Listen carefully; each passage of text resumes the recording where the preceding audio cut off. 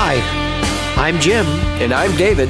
And this is the Practical Guitarist Podcast. The podcast for people who eat, sleep, and breathe guitar.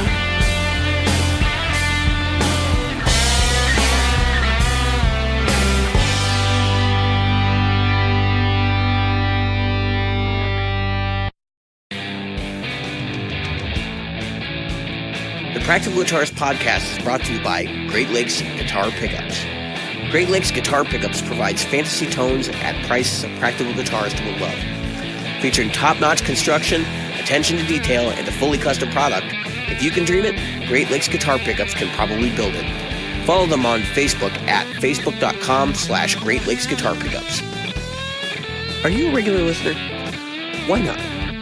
David here reminding you of all the ways you can participate in the Practical Guitarist Podcast. Subscribe using your chosen podcast app. Review us on iTunes, Stitcher, iHeartRadio, or Google Play. Find our Facebook group at facebook.com/groups/Practical Guitarist or on Twitter as @PractGuitarist. Support the show. Merchandise is available in our Threadless store at practicalguitaristpodcast.threadless.com.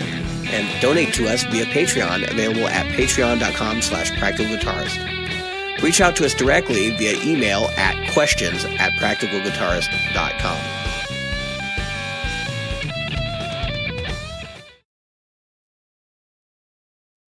Let's go, Jim. Hi, David. Here we go again. Beginning. Thanks for saying that I'm number one. Yes, and beginning of year number 2. Number 2. So I'm not sure if it's the year number 2 or we've taken number 2. No, well, some people would say that we're having number 2 of the mouth. So that would be.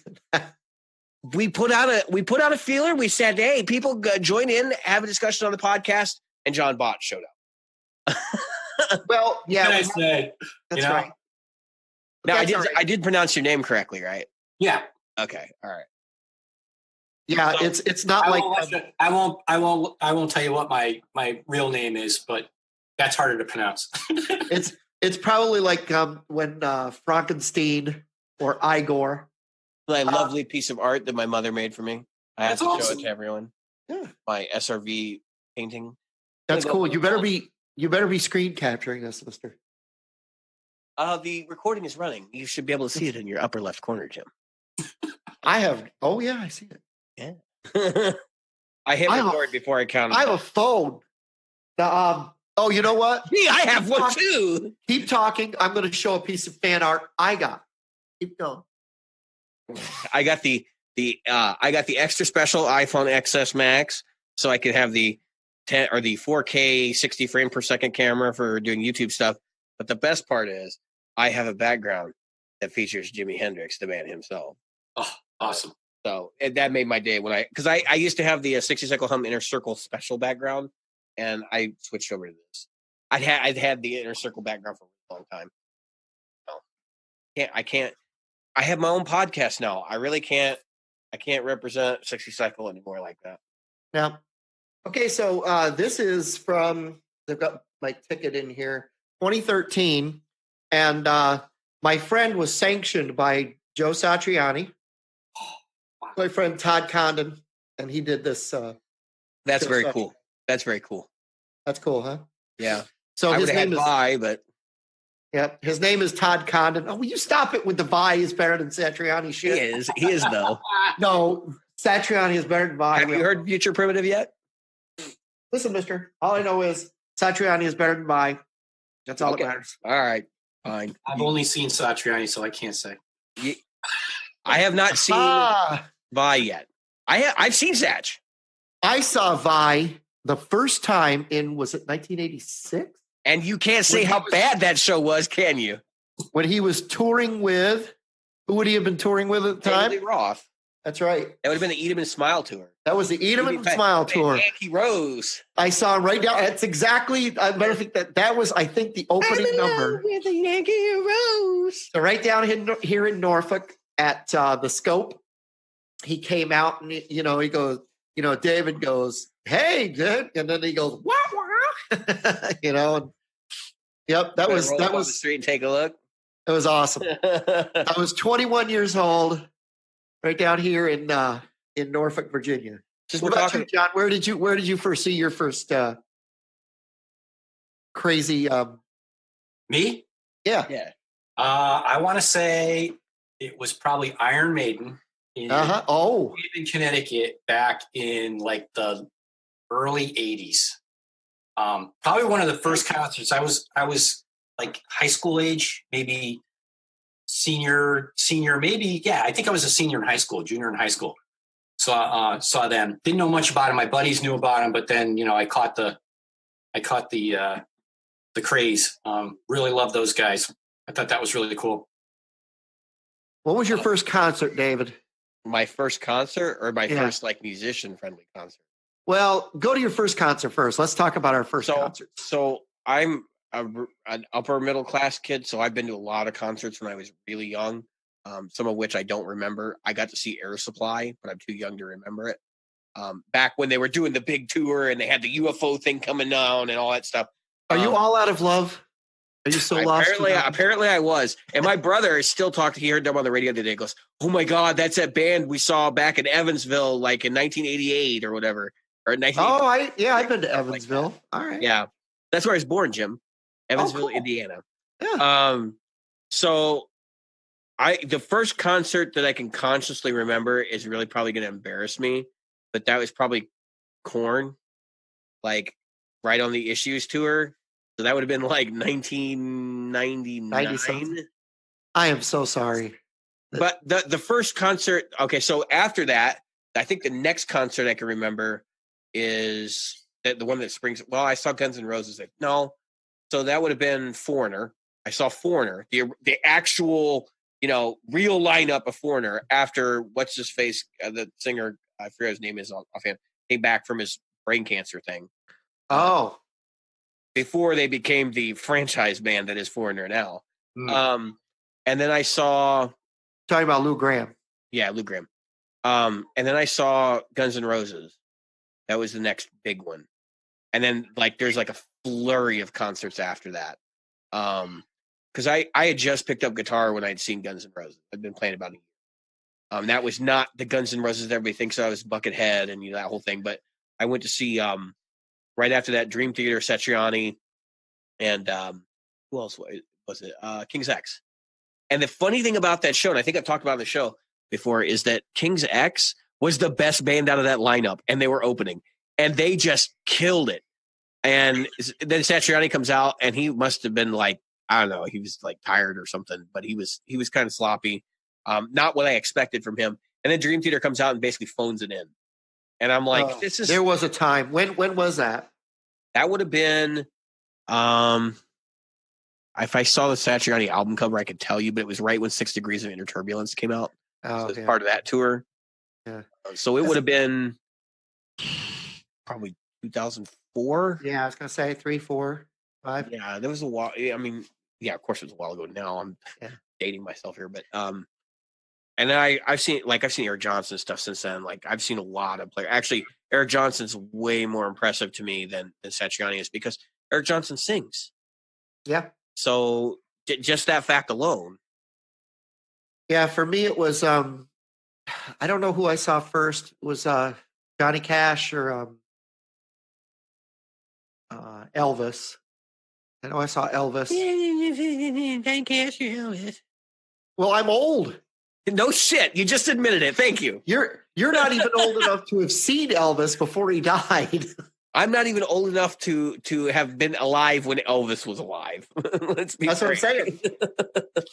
You weren't Let's even see old him enough. alive. Okay. Yeah. You don't predate that. No, but I still love me some Elvis still though. Yeah. So somewhere in the late 60s, and I saw Pink Floyd, and when did this turn into like concert careers? But I don't know because. Well, I think somebody probably would have assumed. I think John assumed. I just was running my mouth and kept going. That's what it was. That 1985 was when I saw my first. I saw Iron Maiden, John, when Iron Maiden first picked up Bruce Dickinson. Incoming. Hey, there he is. Good evening. Hey, Dad. He's Let me pause the recording so we can get him set up. Yeah. So Bruce Dickinson was the. We're still waiting on Dan Kish. I didn't mean to interrupt. Oh yeah, we were talking about that. He's having some audio issues, so we will pause again when he comes back to help him set up. So yeah, it was a weird time because I think it's harder now. It's not harder to go to a show. It's just so much more expensive. Oh yeah. So I'll tell you a story. One of my first rock concerts. I'll tell you who it was at the end of the story. I go up and I see a guy loading gear off of a truck into the place, so you're like, I'm a roadie. The gear, and I started helping out. You were talking about this last episode. Yeah. And it wound up being Foreigner. So it's just one of those things that you just do. Jukebox Hero is about. Yep. And it was that time frame. What was that, 1980, 81? Was that the record with Dirty White Boy on it? Or no. Dirty White Boy was on Foreigner. Yeah, I'm dating myself. Double Vision. Yeah, like I only have the anthology, so it has like everything on it.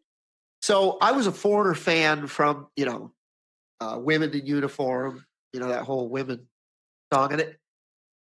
So that's terrible of me because it's one of those songs. No, it's not. Historical context. Yeah, true. And so anyway, I was always a fan. I always loved him. And so when I got the chance to see them, unfortunately, it was after. Well, yeah, it was after everybody had left, and they had pared it down to 4. That's why they called that album Foreigner 4. Yeah, well, and the thing was, Foreigner was really just 2 of them anyway. At the end of the day, all the songs were written by Lou Gramm and the guitar player's name. Mick Jones. Yeah. And of course, my favorite story is the Hot Blooded is because his amp blew up. Yep. And caught fire in the studio, so that the song became Hot Blooded. That was one of the first guitar songs I ever learned. So yeah, Foreigner, surprisingly enough, for my own taste and my age, like, been a huge part of my thing. I've listened to a lot of Foreigner. Dirty White Boy, Head Knocker. Yep, Head Knocker. That's one of my favorites. Everybody loves that song. Once you hear it, it's one of those catchy songs. It's like Jukebox Hero, in that it just sticks to you like glue. Nothing they wrote. Well, he was in, what was he in? Uriah Heep, or was he in Mick Jones? Mick Jones was in Spooky Tooth. Yeah, but he was in something else before that. Possibly. Let me look. Either King Crimson or Uriah Heep. No, he was not in King Crimson. That I do.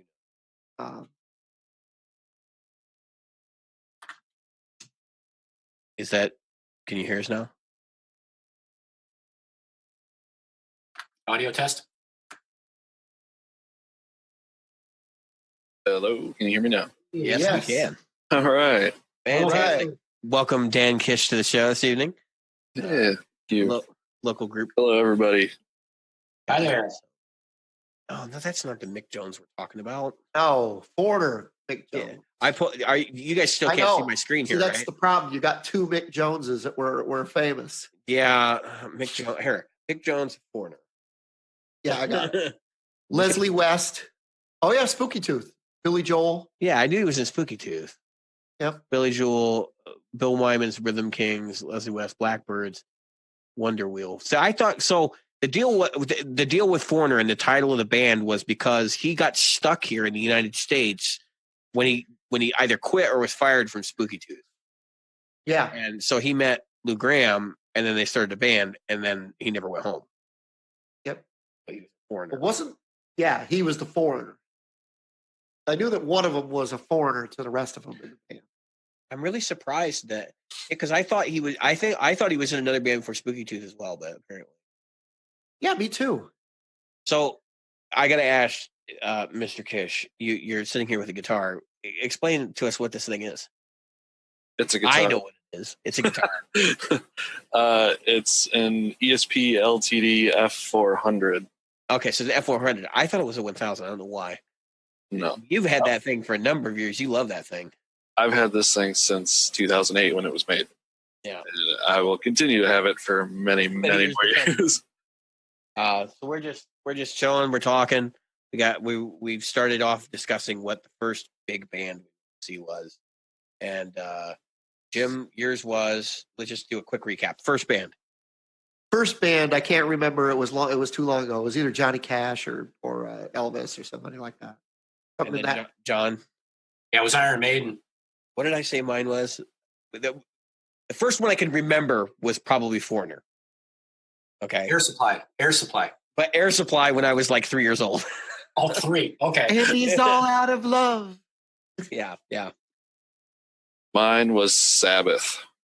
Oh yeah. See, this is why he's a metal fan right there. He thought Sabbath was the first band. It don't get better than that. I had never heard of Sabbath until I was an adult. Oh no! See, him and I both like. I was into Sabbath probably.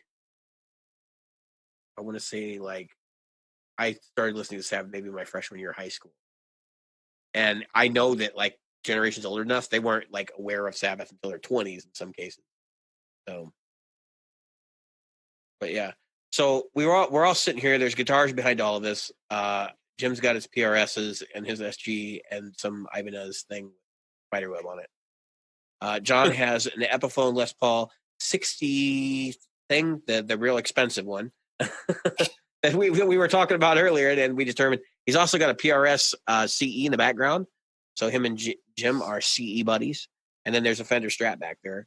I have, and I got two guitars, and we're going to talk about the one famous one. This is my blue S500 from over here, and then on the floor next to me, because I don't give a fuck about this thing, is Red Unicorn. So, Dude, I gotta tell you right now, that is a nice guitar. it's a beautiful looking guitar, and you can probably even see the 3D like quality of the flame. Yep. Through the webcam. The back, doesn't look terrible. No. But you can see you could probably see imperfections in the edge. Oh yeah. Of course. And then the best part is I never did like you two. the screws aren't screwed in straight. They're like this. Yeah. And the headstock's cool. That's what I always like to show off. Look how purloined that is. They did do a great job with the headstock. It's a gorgeous headstock, man. And look, it looks kind of like an open book. It doesn't curve and have silly stuff on it. It has no place on a Gibson style guitar. Wait a minute, but that does have kind of a hump like an Epiphone, doesn't it? Where? In the headstock. Yeah, it does not look like an Epiphone headstock though. Yeah, it does. Even let's get that Epiphone out and compare. Oh, you fuckers. I hate you all.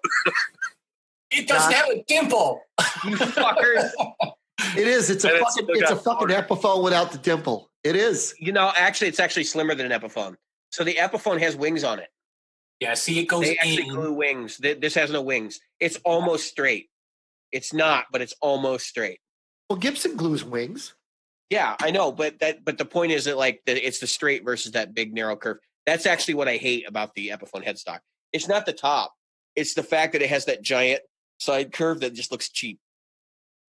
You know what? I've been more and more as I've been looking at Epiphones. Oh wait, no, John, come back.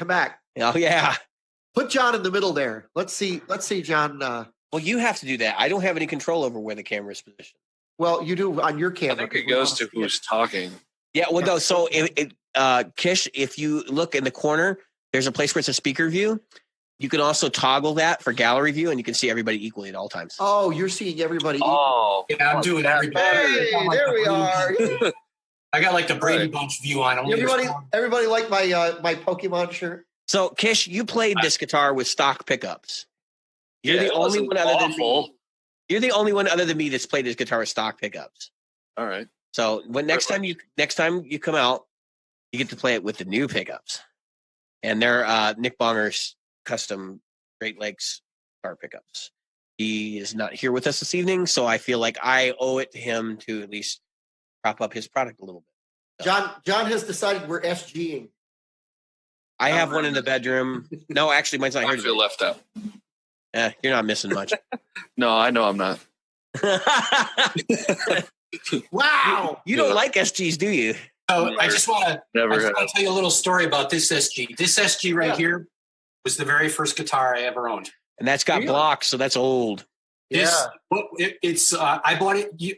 My dad bought it for me when I was in middle school. We Mhm. bought it used at a local guitar store. Came with these pickups in it. They're not the original pickups. That looks like a super distortion in the neck. I'm not sure what they are. I think one of them is a Seymour Duncan. But the guitar's all original. You'll notice that Beautiful. it has a block on the first fret. That So, means it's a custom, or it started life I as a think it custom. might have been, it was like, the remnants of some kind of custom SG back in the day. I haven't been able to date it perfectly, but I think it's somewhere between 72, 74, something like that. Yep. That sounds about right because I'm looking at the way that the cutaways are on it and the Yeah. route, and that looks like a mid 70s, late 70s. Yeah. You also notice that the pick guard doesn't go between, here in the same way that I Right. think Queens does. It's a little different there. Yeah, Yep. yeah. And that's because the modern neck tenon. The neck joint's a little different, but the guitar is in really good shape. I mean, there's some dinks in it and stuff like that I put on it when I was a kid. But I've kept it ever since, and it's got a lot of sentimental value. All except for the fact that when I was a kid, I put a freaking dip switch in it so that I could split coil it, and I can shoot myself today because of that. But maybe someday I'll have that taken out and have it refinished or something. But Take it out and shoot it. No, you know what I would do? Just leave it. I would leave it, and then I would put a kill switch in there, a la Buckethead. Oh, yeah, that's a good I idea. really That's a like really good that idea. It'd be hard as hell to hit it, but it'd be fun. Well, no, you put it as a monetary switch, so it's just in between. Yeah. And you just stick your finger down there and go like this. Yeah, I know. No, I hear you. Yeah, that's cool. That's what Buckethead does. Say monetary moment. He's got that momentary. I'd like to have a cash switch. Well, a monetary switch would be Yeah. nice. Every time you push it, Yeah, cash comes out. Well, isn't that what happens when you play out, Jim? Pretty much. Pretty much. The money goes out of your guitar every time you play out. No, the money goes into my guitar. I have to pay every time I pick it up. So this bad boy, this was the end of the year of no gear. Look at that guitar, though. I mean, I like that color a lot. right? It's That's a the Pelham Blue. sweet SG. And that neck, this neck, man, up close, you got to see. It's just got the most incredible grains through the neck. Are you storing that in the window, open sunlight, so it'll turn green? No, Because I would be. no. Because I'm insane. I saw what happened to the one that Ryan has. I don't. Oh, want, Ryan's is a refin though. I know, but I still don't want that color.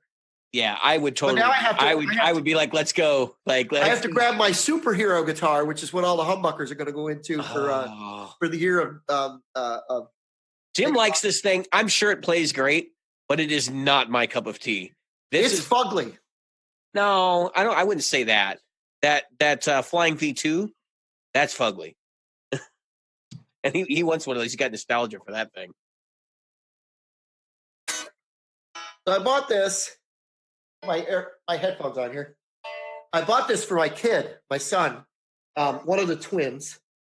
Let me take that out, and it's etched really deep. That is really deep. with- You can tell by looking at it. It's Yeah. ridiculous. It's ridiculous deep, and it weighs nothing, guys. I mean, it It's weighs. yeah, because it's weight relieved. Yeah. Yeah, that's weight relief right there. And I don't think I've ever played a back heavy guitar.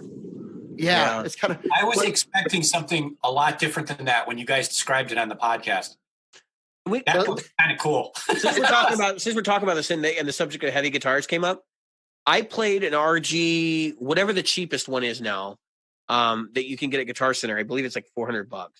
Not RGA, a regular RG, and it's an ash body, but that motherfucker is the heaviest guitar I've ever seen.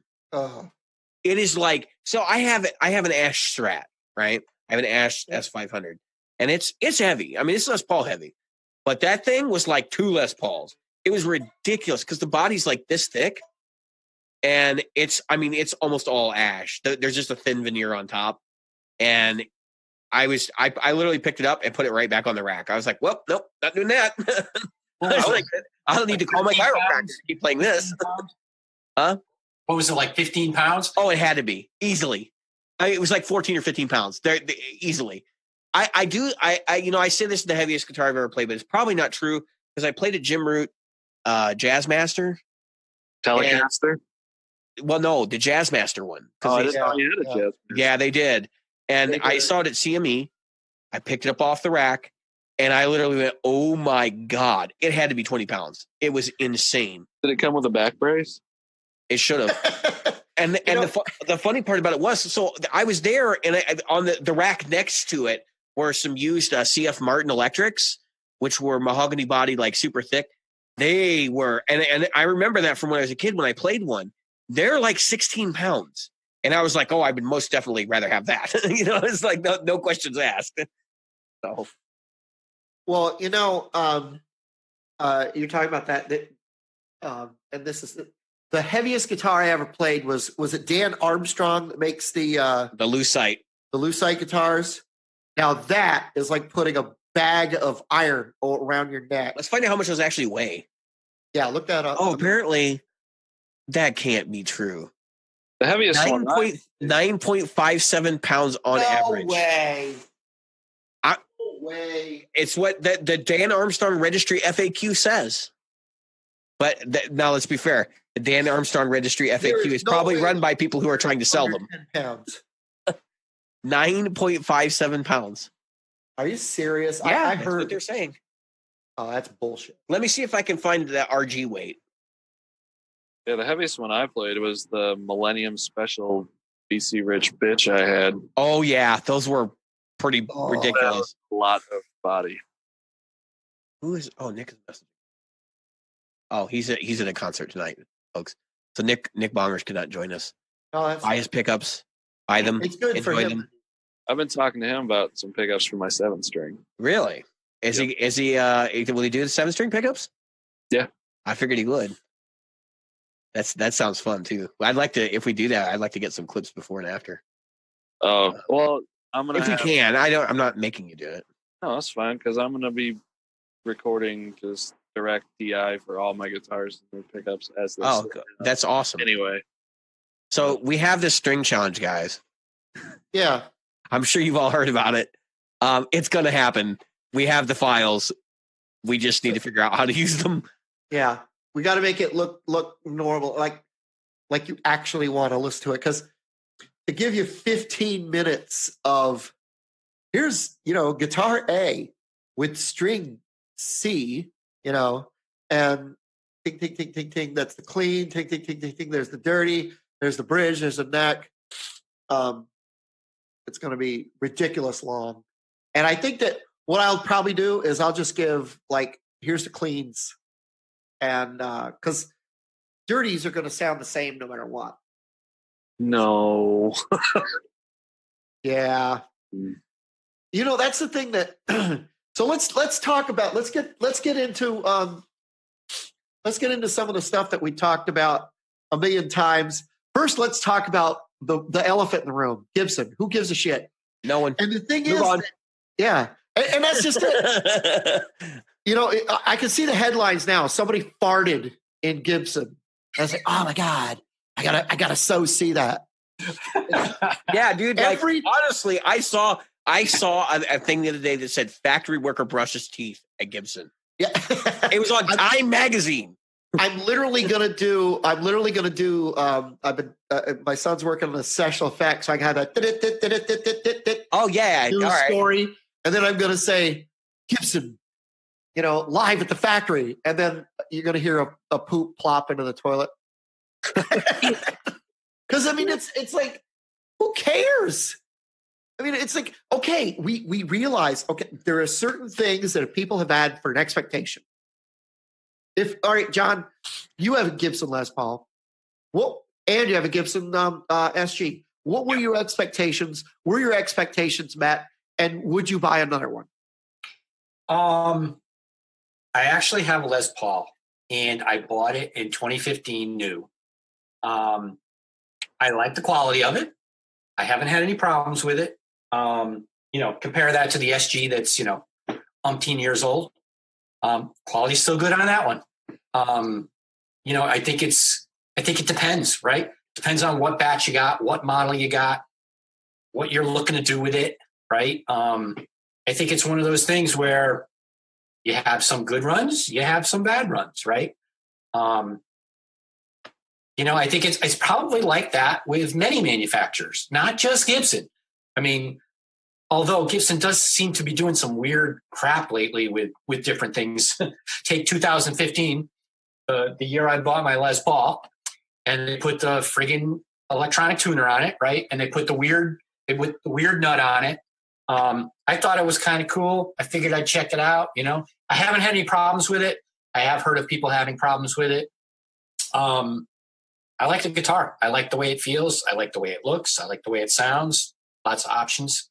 But again, I think it goes back to, I think there's good runs. I think there's bad runs, and, it's a crapshoot. Yeah, I can definitely second that. I think Gibson has made a lot of really poor design decisions over the last few years, and I've said that on the show a number of times. I think Gibson, if they really want to rescue themselves, needs to part with a lot of the other brands that they have. I think they probably need to focus on what they do best, which is, going back to basics. Stop trying to introduce custom shop models until you've got an even footing in the playing field, and make basically what people want to buy, which is Les Pauls, SGs, 335s, and maybe a V or an Explorer every other year.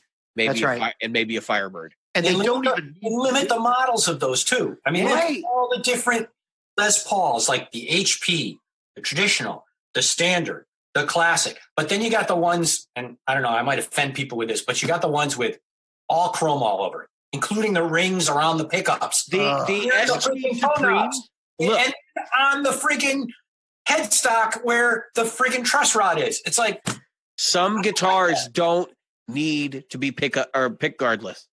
Right. SGs are one of them. Those things are fugly. I would not touch one with someone else's Johnson, frankly. Wiener. Yeah, Dick. Here. You're Harry Wiener. Isn't that a guy? Wasn't that a guy in New York kept losing the elections? I That used is to work Dick with Van. I used to work with a man whose name was Harry Peters. Dick Wiener. wow. Harry Peterson. His name was actually Harry Peters. Yeah. That was his given name. So, Dan, what's your take on it? On Gibson, Yeah, on Gibson. never been a fan. So I really don't care. But the way I see, to me, what's kind of stopped them is what John was saying, them having way too many models for the same goddamn guitar. And then, SG is an SG is an SG. Exactly. and then I don't know, it doesn't really, to me, because I mean, maybe I'm off because I don't really follow Gibson, but it doesn't seem like they've done a whole lot over the past 25 years that's really been innovative. Exciting. Oh, I feel like the single biggest thing. So Gibson had this big resurgence in the late 90s. There were all these people who were in hard rock bands who were playing like Les Pauls. And I can remember even like the flat top Les Pauls. I forget what their Les Paul special, 2 humbucker flat top thing. yeah, they would faded buy- special, blah, blah, blah. Yeah, right. But the point is that they didn't capitalize on that. So if you got hard rock acts playing those and metal guys playing those, like new metal acts playing those, you know what they should have done? They should have done a bunch of those fucking guitars with EMGs. Yeah. All right. So it's going to going to what there's EMGs in that RG. Going to that and what you said earlier. Really, you don't need to put out a Flying V every year. They can't have that many sales. Well, and the thing is, they sit. We already see that now. You can right. still buy 2016s and 2017s, and it's not just because they aren't selling. It's because every manufacturer makes 1 million guitars a year now. I heard from a reputable source that Schecter has to sell something like 2,000 guitars a month. Schecter, of all companies, 2,000 guitars a month to afford the factory they're in. That's ridiculous. Yeah. And well, that goes to what I'm saying. So every year only put out a Flying V, then the next year put out the Explorer, then the next year put out the what's the other one, the Firebird. Yeah. And And then on an off year, put out something like a double cut Les Paul. But don't give us 14 Les Pauls. We only need really 3, maybe 4. You need the we've traditional. talked about that, right? We need the traditional. It's got to be there. But now they got traditional into classic. Come on, drop one of those and just call it the Les Paul.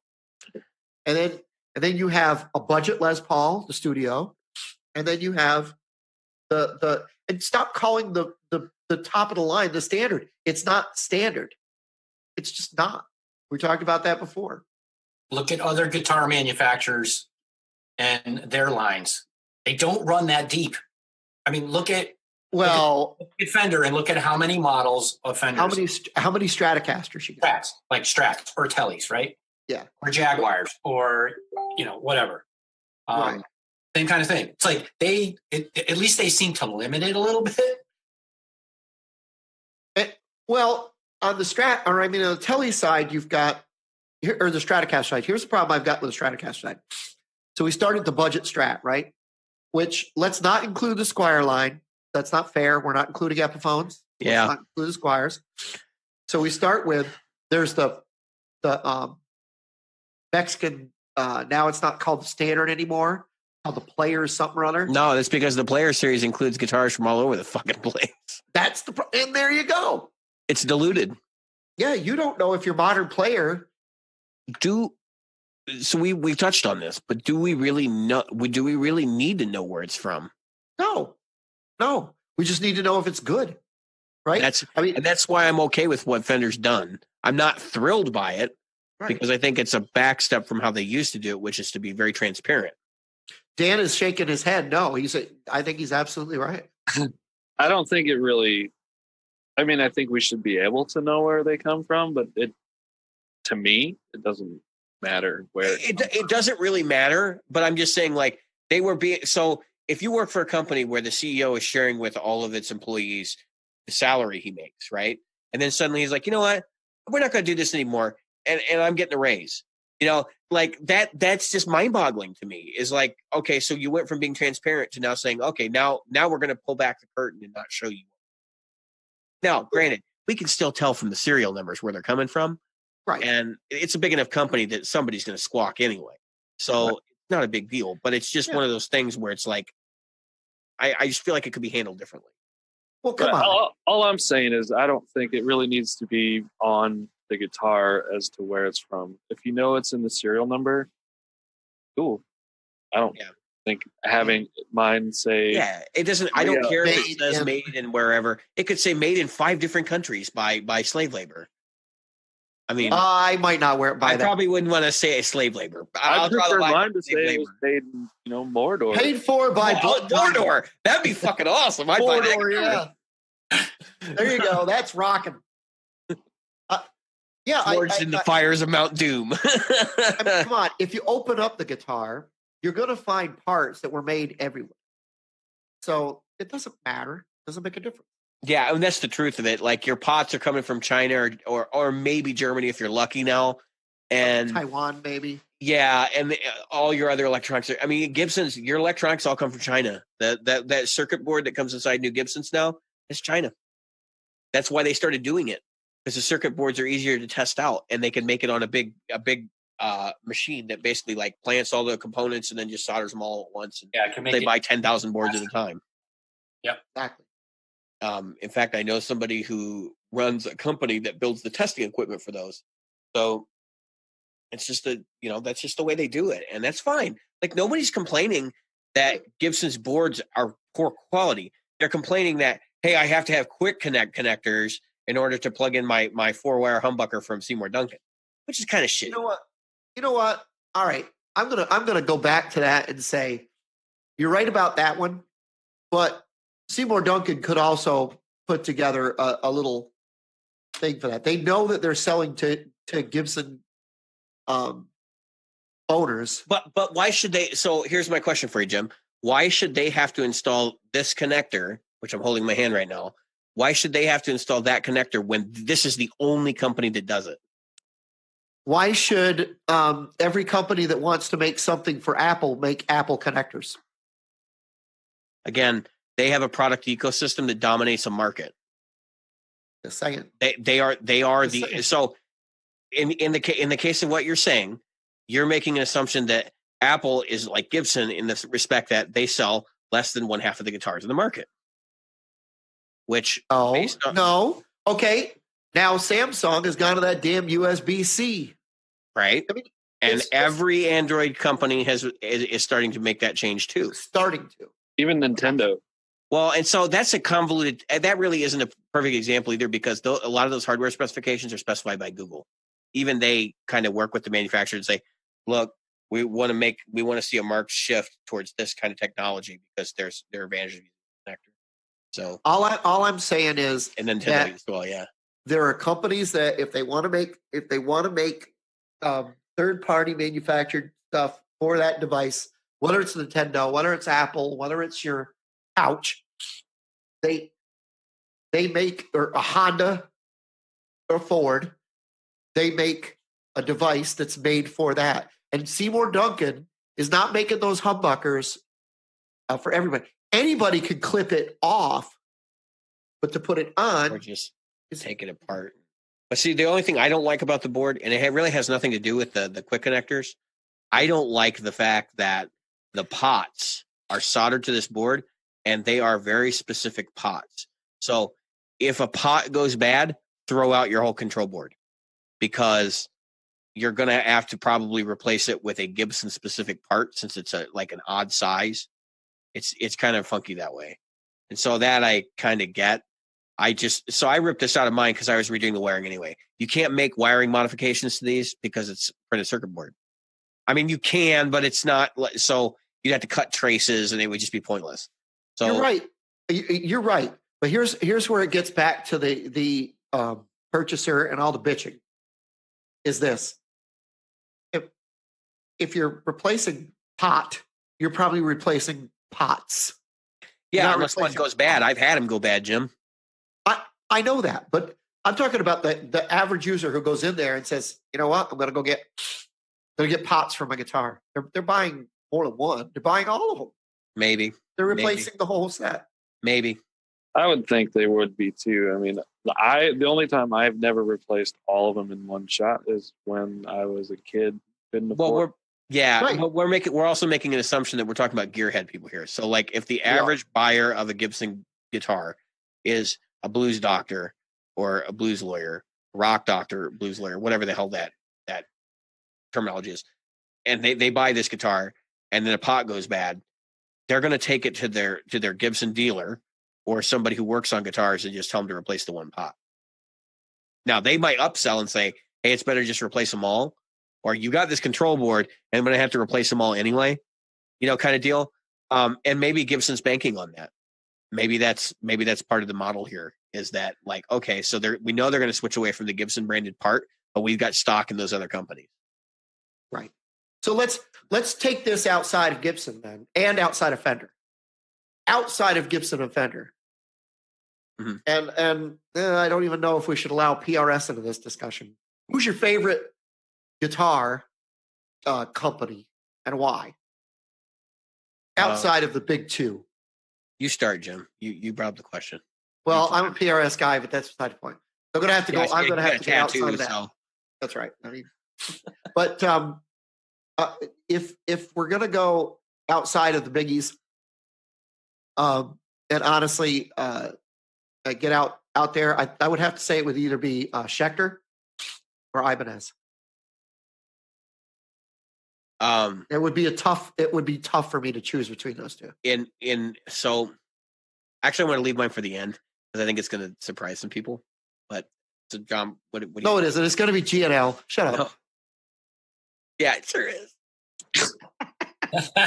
We'll see when we get there. Oh, we didn't see that coming. It's not done yet. You guys don't really know yet. Mine's got to be my LTD. I mean, everyone I've played, I've loved.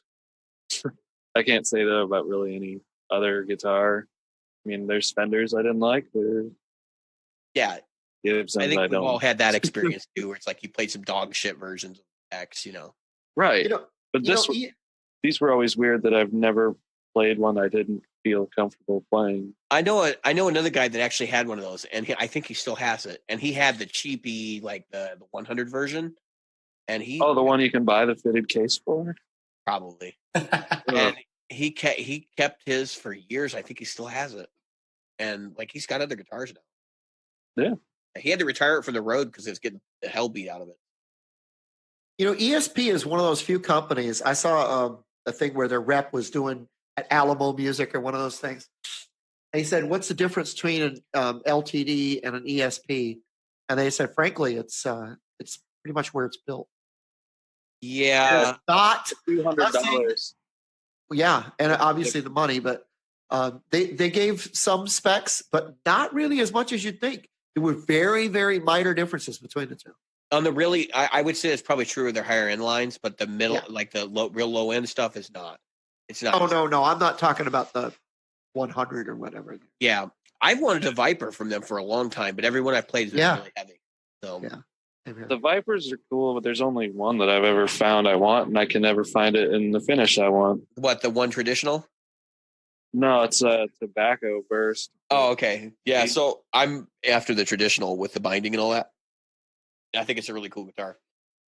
So John, what's your if PRS is on the table, am I on mute? No, I'm not. Yeah, no, you're not. If PRS is on the table, I've been gravitating more towards PRSs. I just keep picking them up, and every one I pick up has just got a good feel to it. I mean, I picked up a CE in a local guitar center a few months ago, and I was just like, wow, this is just as good as my CE 24. You know, the neck on it was really good. It played really well.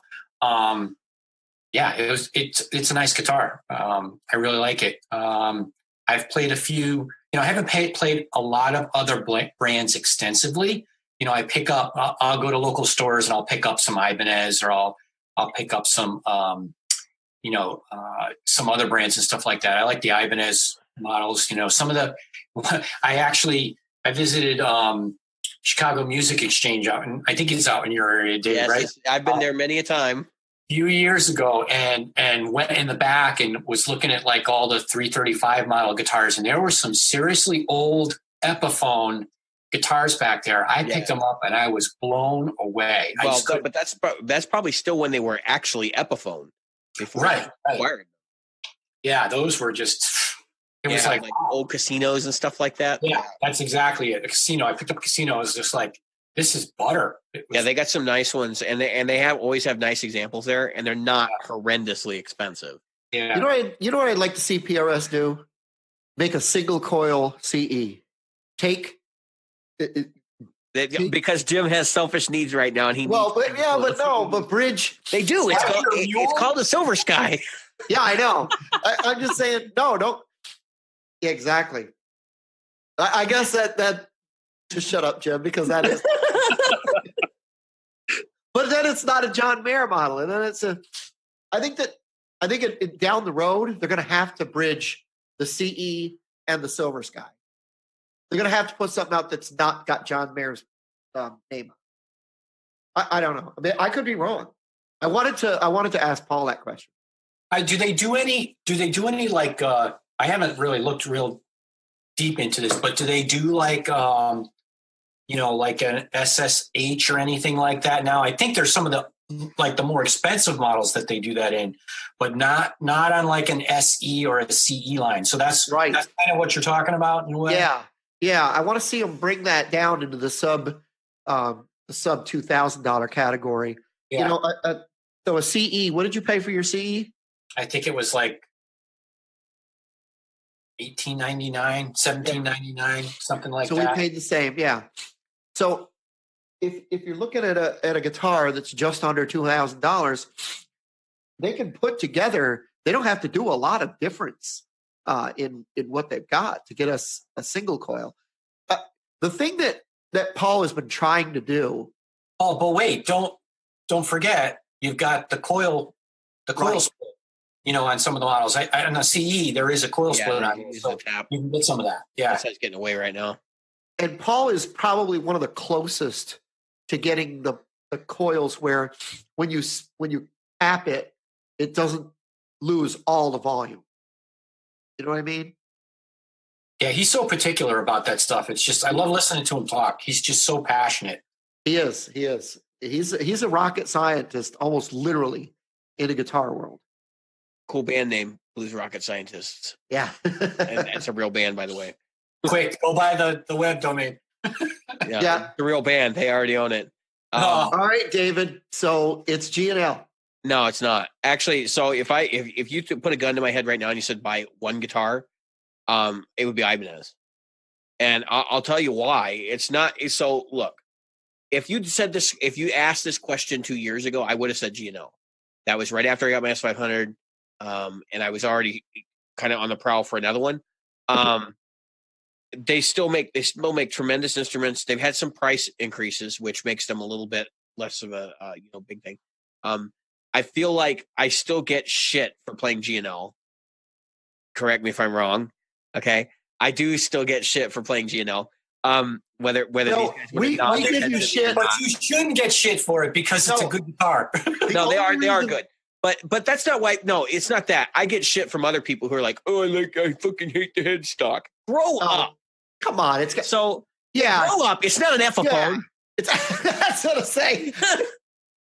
So come on. No, but in reality, the reason why I say Ibanez is because Ibanez right now, the stuff they're putting out, they have something for everybody. You want a Fender style guitar, get a Tallman. You want a Super Strat, get an RG. You want the greatest, modern Strat you can get, go get the AZ line or get the Andy Timmons model. I mean, they offer guitars for literally everyone. And now that they've gotten away from every guitar having to have that stupid fuck wizard neck, it totally makes sense to me. And that's been my big hurdle with them all along. When they started to do the AZ with the bigger, fatter necks and even the Tallmans. My buddy's got a Tallman. He's got the Telecaster version, which is it's like butterscotch color and all that stuff. It's a really good guitar for the money, man. I think he paid like $400 for it, and it just sounds great. I have nothing to complain about when I picked it up. So for my needs, if I had to sell all my guitars and then go buy new, I would probably just go buy a pair of AZs, and I get Prestiges. I wouldn't mess around with that, but I just think so if you're going to go to Sir, for example, you're going to pay twice what you paid for an AZ. And frankly, I've talked to Sir owners. I talked to one the other day, and he's like, yeah, dude, he's like, I should have just bought an AZ. So, he's like, I overspent by about $1,000. Yeah.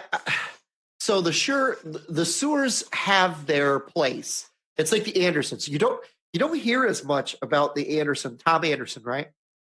As you used to. That was, they were bigger, but they were huge in the country scene. You know what I mean? Country Western musicians. I'd see guys like the guys from, who was the one that had Amaze, Lone Star, and groups like that. They were playing Tom Anderson's. But when you look, who does Fender better than Fender, really? I mean, honestly. No one. I mean, truth be told, I don't say even G&L is better than Fender. I think it's an alternative. I think it's a more modern alternative. They fixed some of the problems that I've had on the Fenders that I've owned. So I can't complain. But that's really Fender doing Fender. I mean, I'm not right. That's so. I mean, it's just a reimagining and I would like to say 5 years down the road kind of Fender is what it is. I've been thinking. So I've got that new one coming in. And I was thinking what do I do at the end of this whole thing?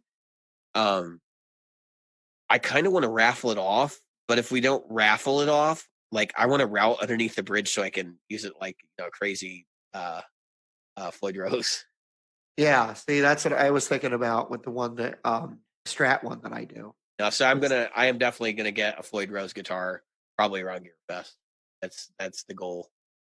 So David and I were talking about I'm trying to get Robert Jackson to join us, by the way. He's going to join us on here. Oh, awesome! I'll look for him. The meeting number is built in. So we were talking about the fact that the Floyd Rose, he was dead set against getting a Floyd Rose. Yeah, I have because Kish Have played either- one Floyd guitar. Yeah, have either of you guys ever had or played a Floyd Rose? Yes, I had one for about a month. Yeah, you didn't like And it. I sold remember you saying that because it was just a pain in the ass to change strings and all that. And now I'm looking at getting another one. You're in the same boat as me. There are certain things, and this is where I'm looking at Floyd's, Jim, because I figured that's where this conversation is going. There are certain things that you can only do with a Floyd Rose. Will it be my primary guitar? That really depends on where my style goes, but more than likely it will not be.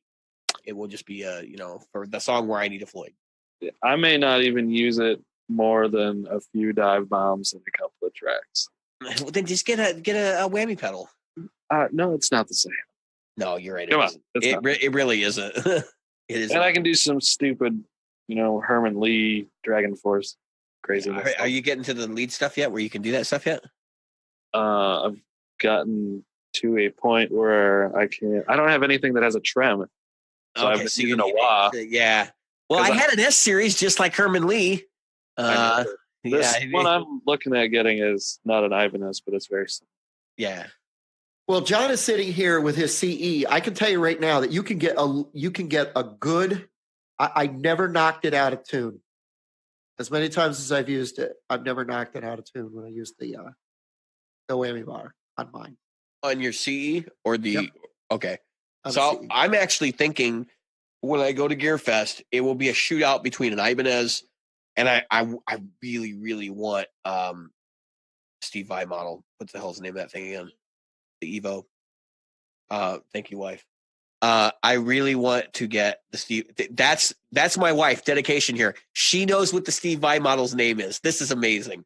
The Evo, and I never remember it. it's going to come down between like an Evo and like the PRS with a Floyd. That's the SE, and Yeah. Pat had to talk some sense into me because I was like, that doesn't really make a whole lot of sense to buy an SE with a Floyd because it's like an $1,100 Indonesian guitar, but it's a German Floyd. You're paying for the bridge. So Yeah. Hey, so what do you guys think of Duesenbergs? I've never played one. I played one. Actually, I played several. So in upstate New York, my area, they were really popular. Watch for Robert to join there, David. I see He should be him. coming any minute.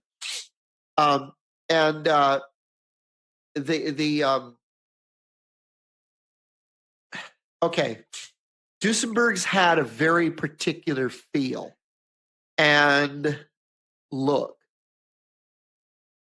There he is. Hey, Robert. Good evening.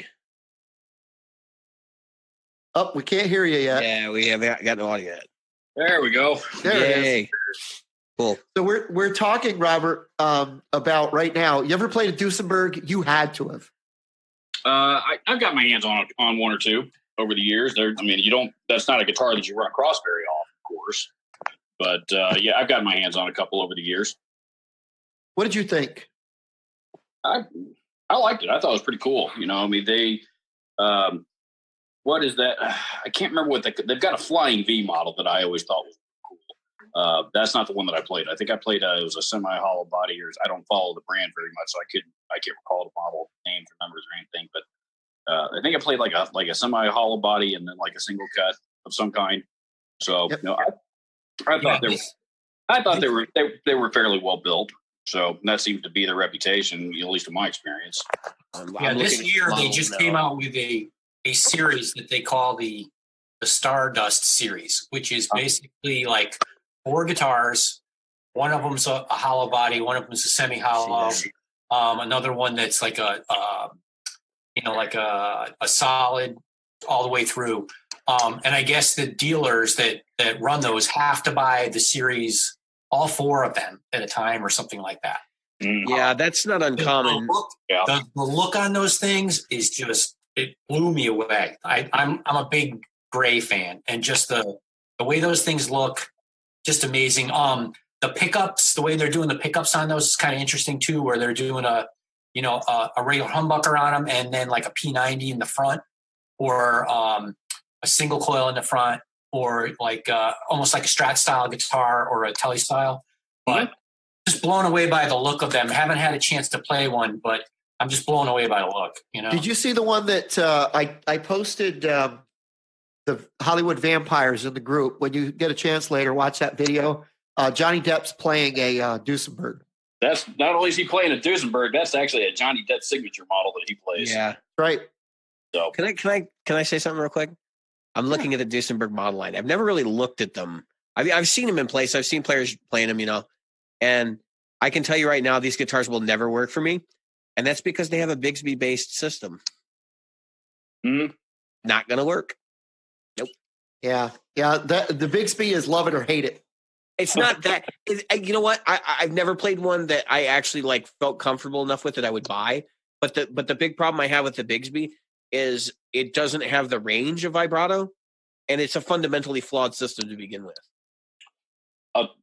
I've got a couple of guitars that, let's see. I think I have one, maybe two that have a Bigsby on it, or ish, or one of licensed. Right. One of them is a licensed Bigsby, and the other one is a fake Bigsby from China. Okay. And the fake Bigsby is actually the one that I like the best, because the thing that I will give the Bigsby tremolos credit in one regard: nothing else sounds like them. Yeah, you they hear do have a very unique sound. You hear somebody bouncing on a Bigsby tremolo, and that you can tell that's probably a Bigsby. Yeah. The thing that absolutely sucks about those things is restringing them. If you want to lose your sanity, in a hurry, go restring a restring the just Bigsby. looking at the string path here, I'm like, ugh. Yeah. And I've seen him in person, and I'm like, ugh. I just put it back on the rack. The only guitar I hate stringing more than a Bigsby is try stringing a 12-string Rickenbacker. Is that right? I don't know. I've ever strung one of those. Because they're offset. So one set of your string, your capstans go this way, like normal, but the other set of capstans are like on a what do you call those old acoustics, where they it goes this way. So one goes this way and one goes this way. So there's a small route in the headstock, and so your first string will go this way, but then your little string goes this way. You got to kind of get it in, but that route that they put in there doesn't go all the way through the headstock. So you got to get it into the little hole and then fish it through. For our podcast listeners, Jim is making many tiny motions with his fingers right now. And if you're not left-handed, you're trying to. Now he's reeling in a fish. Oh, it's a big one, Tim. Oh, he lost it. Yeah, shit. You get away next time. You are a loser. Maybe this might be a good time for a shout out for your sponsor. Which one? Our only one. So Nick Pongers cannot be here this evening. He's off doing fun things at a concert. And he's a concert goer, man. He's been to 3 or 4 shows this month. How dare he?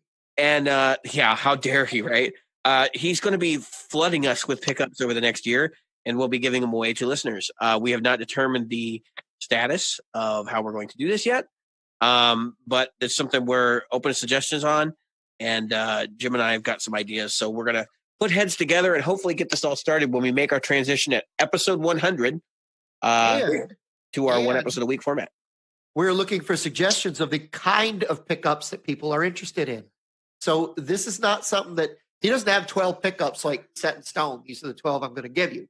So he's going to build them over the next year. So yeah, I mean, let him contact him directly. Let him know what you'd like to see. Jim and I have both acquired our pickup behemoth guitars, or are in the process of acquiring them. And I'm looking forward to trying some of the different stuff that he does. I actually have his pickups in 2 of my guitars already. He builds some of the best PAF clones I've ever heard. And that's saying something, because, I've got shops in my area that do really good at trade in really high quality PAFs. So now, Dan Kish, have you seen Robert Jackson's guitar collection? Only what's on YouTube. You seen it? Yeah, he's got a hell of got a hell of a channel. I think you guys would. You guys should both make a road trip down and Okay, yeah, Kish, we should go down and visit him. yeah. Yeah, you're only in Indiana, right? Yeah. He's in Indianapolis. We should go visit Yep. him and Hannah. Well, At David, the same time. well, you and I talked about doing that last month and couldn't make it happen. Which No, guess I couldn't. I actually ended up having stuff going on, and this month it's been pretty hectic because we got new stuff going at work. But Oh yeah, same here. I'm hoping maybe sometime in November, late November or something. And then I was going to go, actually, if I come down, I have a friend there locally I can stay with. So it's not a huge deal. Mhm. So, and I'll bring Kish and we'll have a fun time. So You can Cool. jam. I'll go out and eat, do that thing. Cool. You got We'll have cooler to- guitars than I do, man. Like, I got to be honest. I We'll got have what? to do a. You got cooler guitars than I do. Yeah, cooler is a state of mind, my friend. We'll have to do a all-encompassing podcast where we're all in there. So this guy on the floor, because I didn't show it to you, this is the Red Unicorn, the famous guitar from the podcast. So Red unicorn. yeah, because it came from China. This is it's a Chipson, but it's not a Chipson because it has a different name on it. Doesn't have a Gibson logo on it. It's a Shengzai, Oh, okay. formerly Which are- Bad Cat Guitars. Which are which Well, were hell, man, that would be a pretty good guitar then. It actually is. It's a decent player. It could use some work, but I've been redoing everything. It's got brand new electronics in it, 50 style wiring, got Nick Bonger's PAF Mhm. pickups, and I've got locking tuners on it. And I'll show you the back of the headstock, but you can't laugh because I changed the tuners, and you I can would- chip the shit. I learned my lesson. At least I did it on a cheap Chinese guitar, right? So, but yeah, it's an interesting piece. Everybody who's played it has really liked it. Nice. Yeah, one of the best Les Pauls that I ever played. I don't know if I told you guys the story or not, but my Zach Wild Vertigo Les Paul. Yeah. I've got a buddy of mine that he bought this. It was like this Les Paul kit guitar off of eBay once upon a time. And, it was a unfinished, it was a natural, unfinished. I mean, it was a legit looking, body and neck and everything. Big, thick maple cap on it, about like that. Outfitted it with all original, all USA Gibson hardware. And, somewhere along its life before I had it, it had a headstock broken and repaired on it. Spray painted the headstock jet black. Yeah. And, and that, it wasn't an authentic Gibson, but for all intents and purposes, it was probably definitely the best sounding Les Paul I've ever owned. And a very good playing guitar. Well, it wasn't worth anything. And he's the kind of guy, he uses a guitar for like 3 or 4 months and then, trades it or sells it or gives it away or what.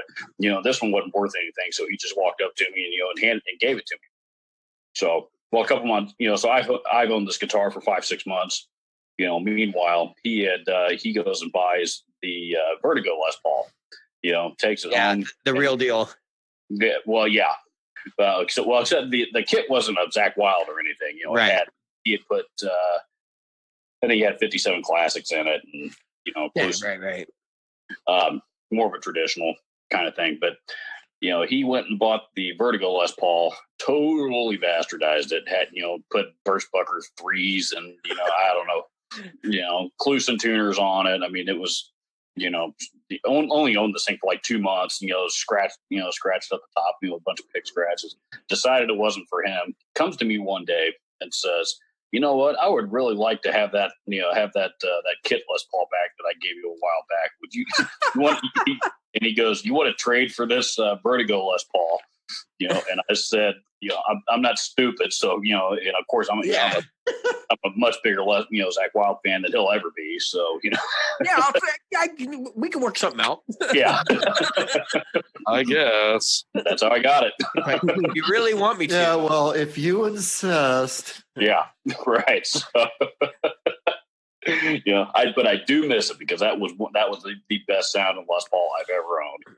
It did sound it played real well too, but So had a ton I of thought of you today, Robert, because I was watching Music is Wins channel, and he has this thing where he's in a guitar store. It's called Guitar Store Volume Wars.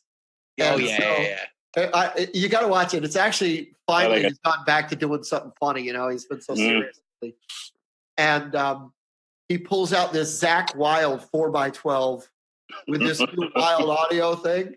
Mhm. Oh my God. And then he goes and hits it, and then the whole world melts. I've heard already how loud those damn things actually are. Yeah. And yeah, you're talking about the Wild Audio cabinets with his 12Ls and all that in it. So for those of you who don't know, like he uses the EV12 speaker, the big super magnet thing. And the reason why some guys love those things is because they don't color the sound at all. You get basically what comes out of the amp. Does he always use those? I think he's been using it. Well, no, not always, because I know for like back in the Aussie days, he was using V30s and stuff. Yeah. So there, I mean, it's been on again, off again. Actually, Wampler's podcast has been doing a thing where he was doing like tone matching, and he has the actual head that he was using for a while because I guess Dave Friedman modified it, and so Dave Friedman made a copy for himself. Right. So it's been floating around. I guess Zach had it for a while, I think is what he said. So anyway, he was talking about it, and he's like, he's like, for this track, it's definitely V30s, because he's like, I've done different impulses, and that's the closest you get.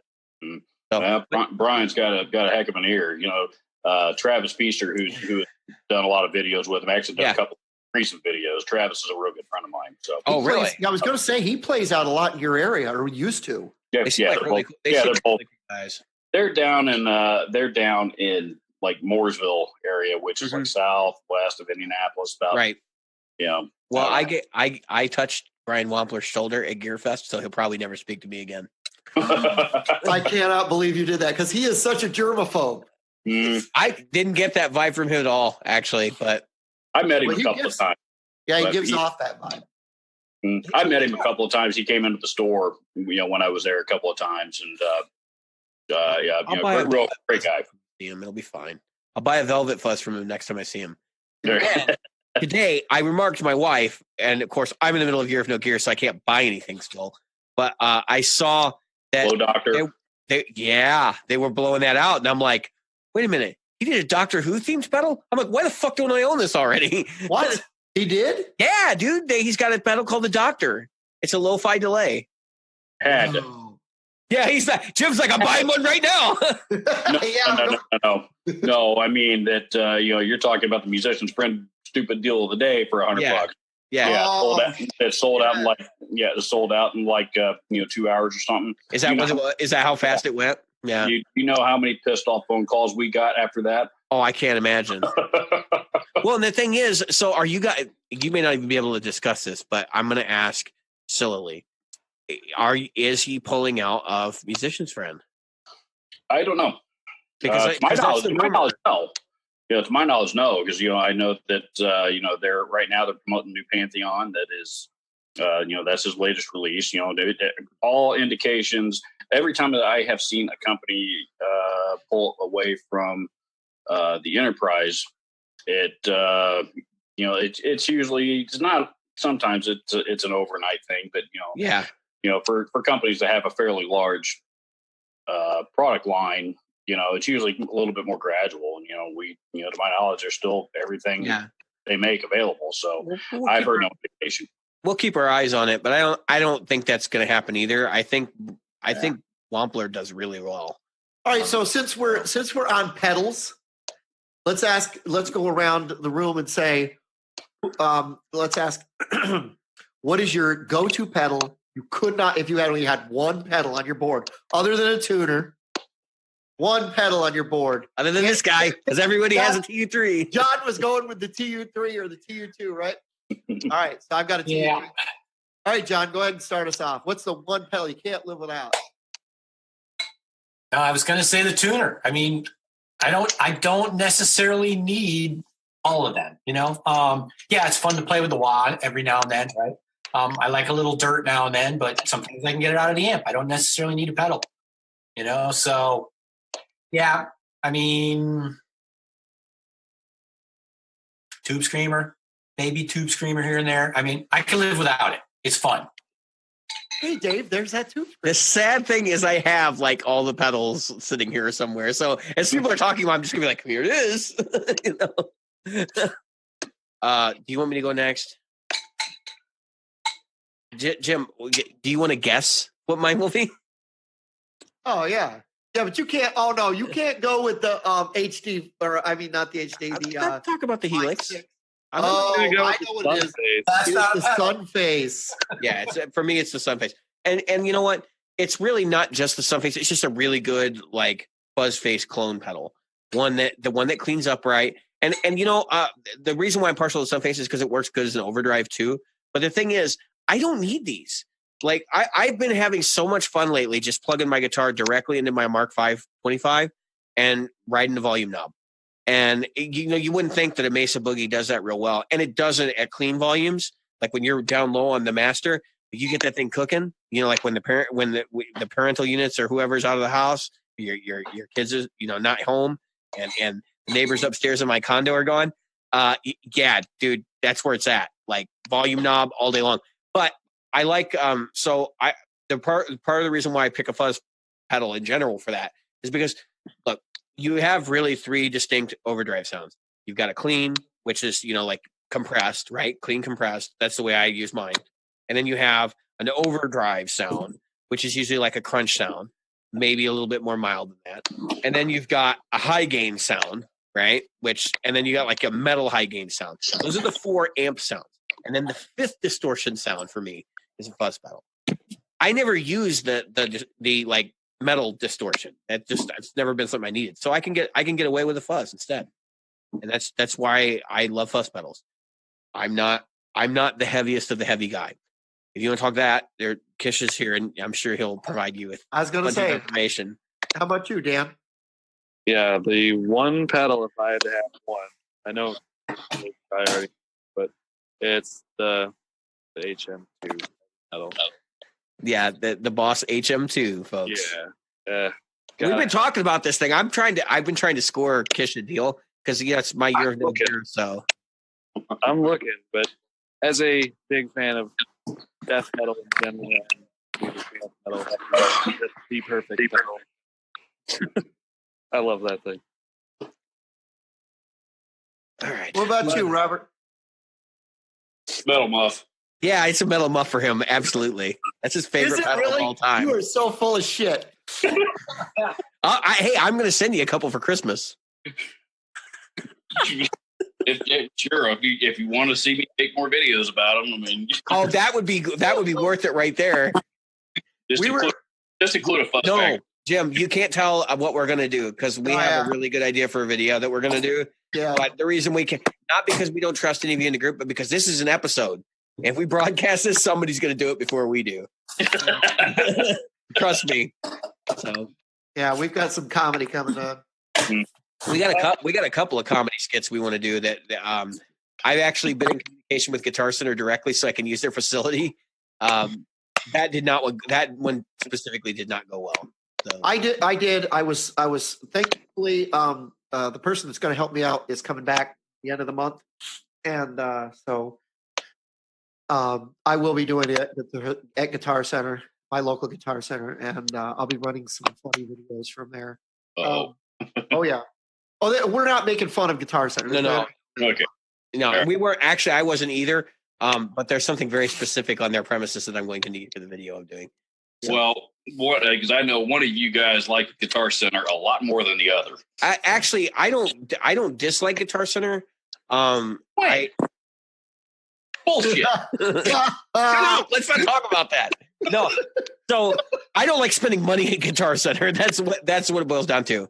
I don't dislike the store. I have a credit card there. I still buy stuff. Like TU3 came from there. I mean, I still buy stuff there. I think that there are better ways for me to get some of the things that I'm after because you guys don't carry G&L in the store and stuff. Right. Let's see. A serious answer. Pedal I couldn't live without. Yeah. Oof. I get plenty. All my amps have plenty of gain and all that stuff on it, so I mean, I don't really need I could probably live without, and I love distortion pedals. Sometimes it's a nice change of pace, but I could live without them. The one, it'd be a chorus or a delay. I'm not real sure which. If I would probably have to go with a chorus just because I seem to be kicking that one on lately. I'm absolutely in love with my Digitech Lux, and I never thought I would be in love with anything that said Digitech on it. Yeah, I was going to say Digitech. Wow. I'm in love with something that says Digitech. Yeah, Really? I figured we're getting there. You got the interesting one. I love that. Okay. What is it? Probably the Lux or my trusty old DD7. So, and I haven't decided which, but I'm looking at the price. I'm going to look up the price of your effect, Kish.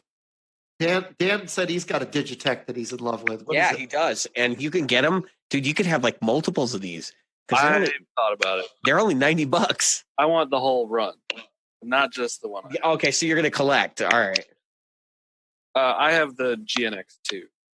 Okay, so for those of you guys that don't know, that is a floorboard processor that Digitech did. back in the mid-90s or something Yeah. like that. You know what? I jammed with a guy one time, and I'll never forget it because I walked in, and it was the band I was playing with at the time. The drummer, he was a friend of the drummers. He brought him in from out of town. He was just because he was in town, that they brought him in the jam. And I walk in, and this dude's playing my rig, and so I walked in, and here's some stranger playing through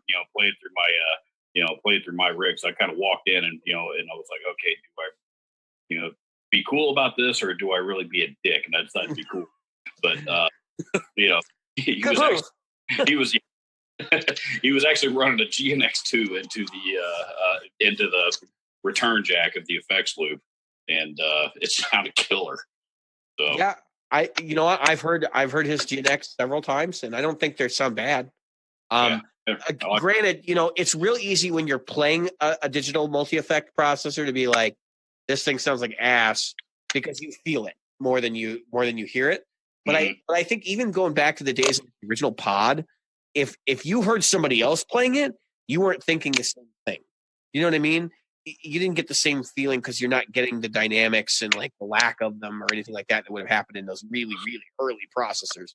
And going back as far as I've got somewhere around here, there's a 505, Zoom 505, the original like Zoom multi-effects unit.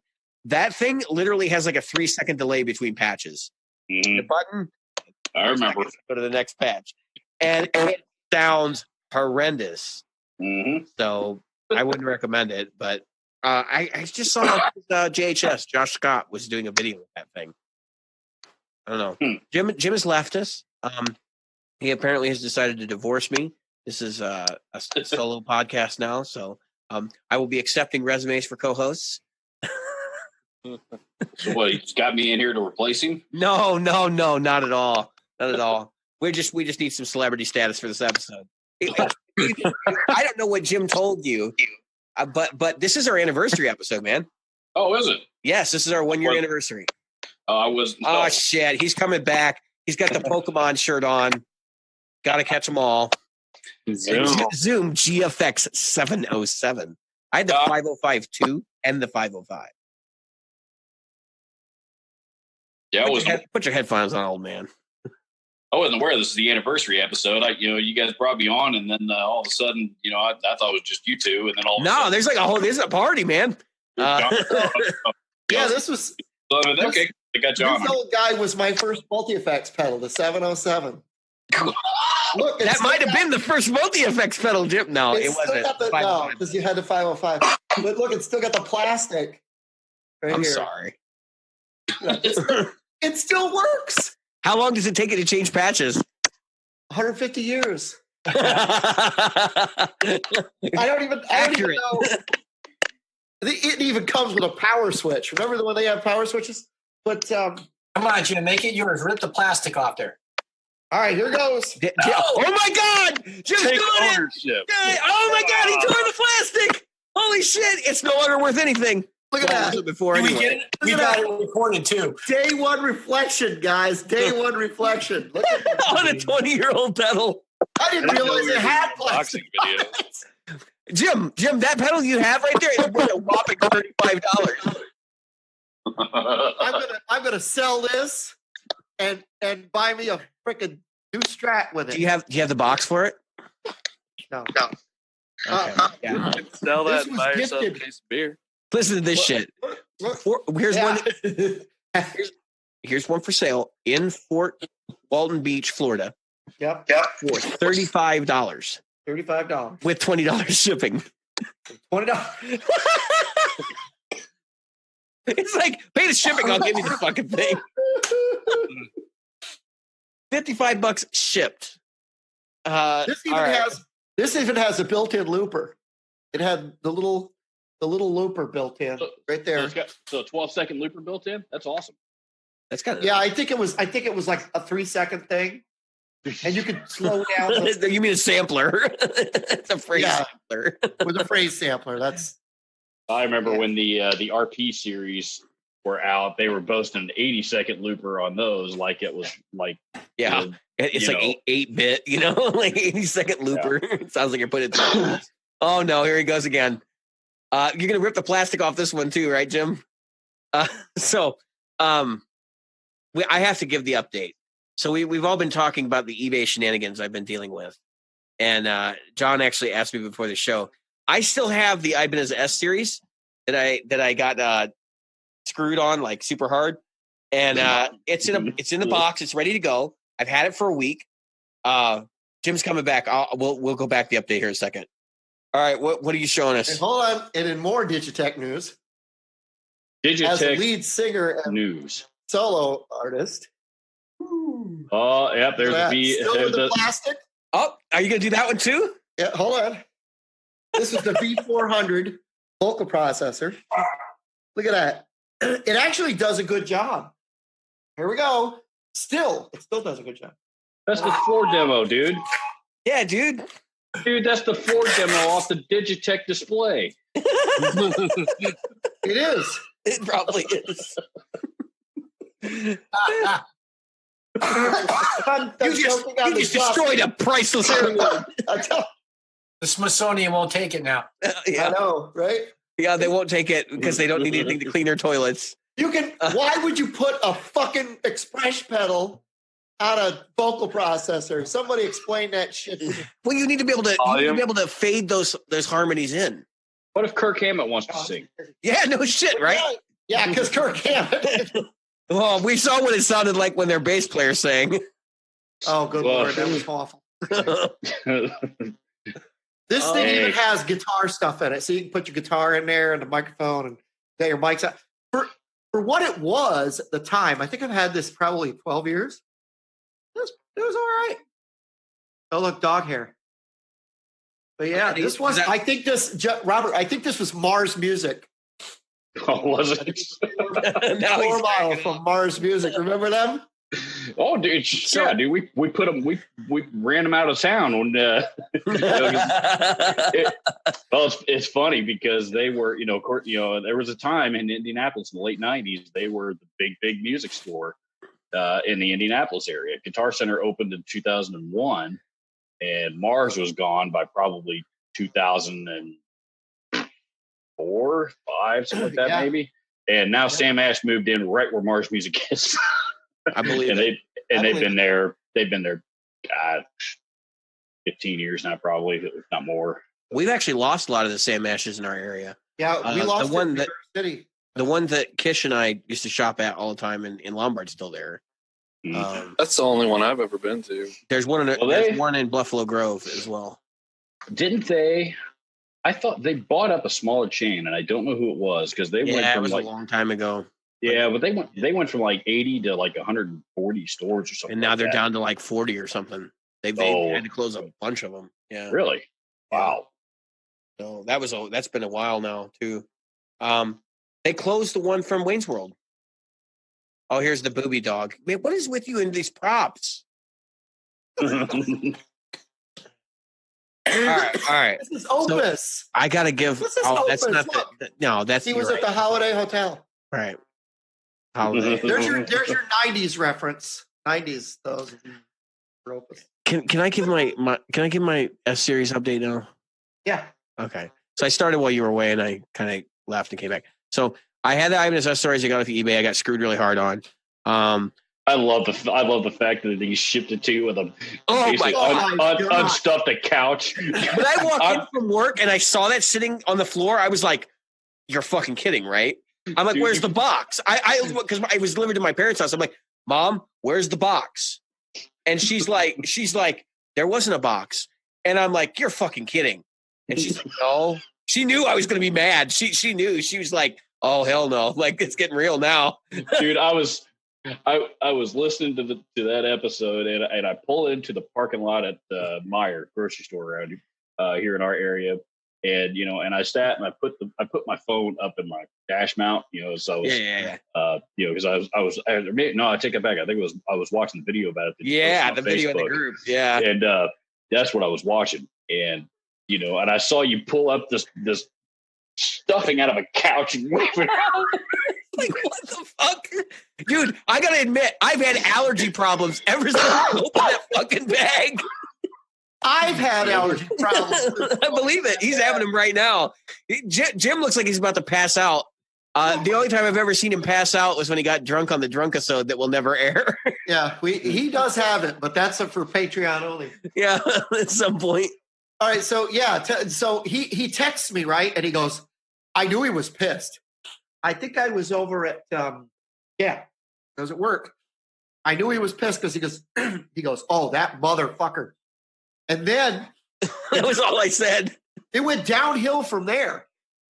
And he sent me a picture. He goes, here it is. And of course I know his dress. He takes a full picture. He doesn't have to blot anything out. And I said, I said, the same thing he did to his mother. Where's the box? He goes, there isn't a box. I said, what box? You've got to be fucking kidding me. I go, what the hell? And I thought he just sent it like in a bag. But he stuffed the bag. He showed me, he opened it up, and then he closed it. Just a little bit. Because that video was the first time I'd completely opened it. And he goes, I think, because he hadn't completely opened it up yet, he goes, I think there's some kind of like weird stuffing in here. And so I said, did he like spray foam it or something? Because they do make a shipping foam. Yeah, but this wasn't that. I would have loved if he'd used spray foam. It ruined the gig bag. I didn't know the post office would even accept that. So it wouldn't be insured. It's not insurable. So even if you filed a claim now for the damage, they would laugh at him and be like, you didn't even ship it right. Especially because I have photographs and videos of me opening it. By the way, pro tip, if you shop on Reverb or eBay, always videotape opening things. It'll save you a lot of hassle if you do have an investigation. So anyway, long story short, I had the guitar. I talked to the guy. We went back and forth. He was really pissy with me at first. And then I basically I opened up and I said, look, all I want to do is ship this thing back to you and get my money back. I don't care how we have to do it. If you have the facility, because I've never done a return through eBay. I'm like, if you have the facility to process a return, please do so. So then he's like, oh yeah. He's like, ship it out as soon as possible. So I bag it up. I box it up. I go out of my way to do this. And then I sent him a thing. I said, I need your address. So he gives me his address. And then I get to thinking about it. I'm like, wait a minute. If I ship this, I'm paying for the shipping. Like, fuck that. So I was like, wait a minute. Can you process return through eBay? No response. And then I'm like, all right, look, dude, I'm not shipping this guitar until I hear one way or another whether eBay can handle this. When I didn't hear from him for 24 hours, I got on the phone with eBay and I was like, all right, what's going on? eBay's like, don't worry. We're going to side the case in your favor. No, nothing can happen to you. You'll be fine. Don't worry about any of it. It's all done and over with as far as you're concerned. Call us back on Monday and we'll give you a tracking number. And part of that conversation said, we've tried to reach out to him 3 times about this. He's not responding. So what happened was I sent him another message and I said, look, dude, I said, eBay is going to provide me the tracking number on Monday. Do you want to comply or what?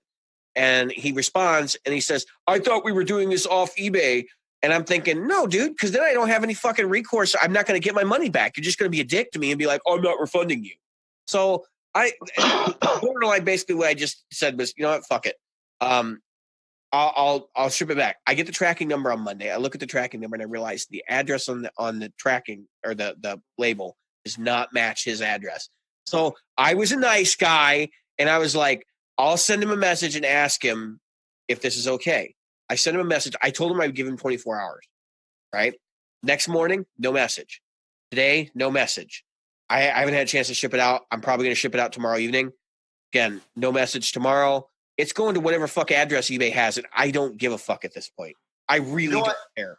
You know why? Because he doesn't give a shit. He knows he can't sell it. Yeah.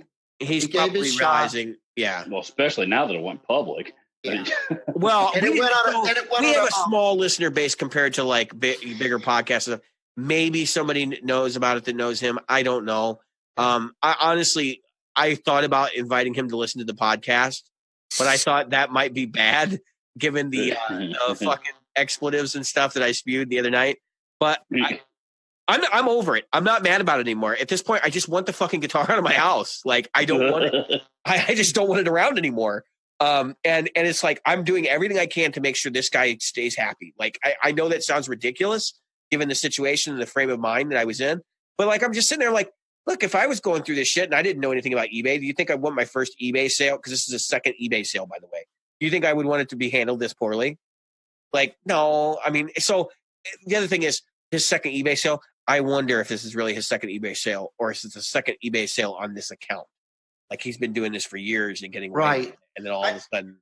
I got to agree with Dan on this one, though. I cannot believe that the USPS even took that guitar. Yeah, it's shocking to me, too. My wife and I discussed it. She does a lot of logistics. You know what you should have done? You know what you should have done?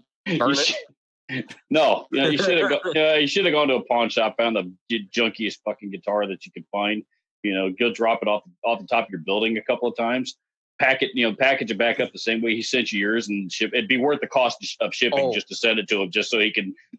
I'm going to ship this thing back to him bomb proof, and I'm going to send him a polite message via eBay and say that's how you ship a guitar.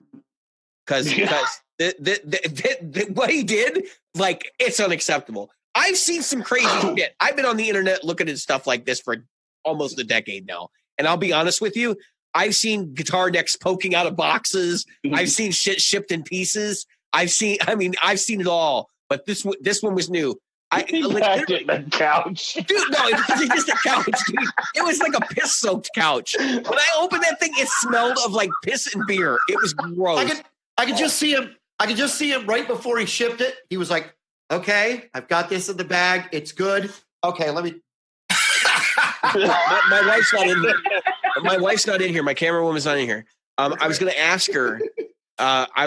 What I told her when I put the bag in. We were going to do the opening video. I told her right before she pressed play, when this is over, this bag will be burnt because it needs to be excommunicated. It needs to be removed from existence. And you got to video that. You've got to video that. No, the fucking whole thing's going back to this guy. Oh, the bag is ruined, but I just put it all back in the bag. It was filled the bag. I can't believe you I would have had gloves on. I mean, well, you didn't know what to expect, so you wouldn't have had the forethought about the gloves. You know what I mean? Well, so I have strong intestinal fortitude, which has been something that people have told me many a time over the years. Is I will touch shit that other people won't. And so I just figured, oh fuck it, I'll just use hand sanitizer afterwards. This will be fine. Cleanse it with fire. It'll be fine. No, I would never have burnt that guitar. I was going to donate it. So even when I said I want to burn this fucking thing, like I was going to donate it to Pat from day one. Like I figured when this was all over, I would just donate it to Pat for his charity work that he does. So I just we got to get Pat on the show. Did you tell that guy that guitar strings are not catheters? I'm just. No, dude, seriously. So this couch, I don't even know. But you know what's really funny? So I got his address. I got his name. He I can't say this on the show because I don't want to give away the guy's identity. No, don't give his name. I'm not going to. Go ahead. There's a whole other thing. He may be a semi-famous celebrity from a TV show that featured a pedophile. Maybe commercials.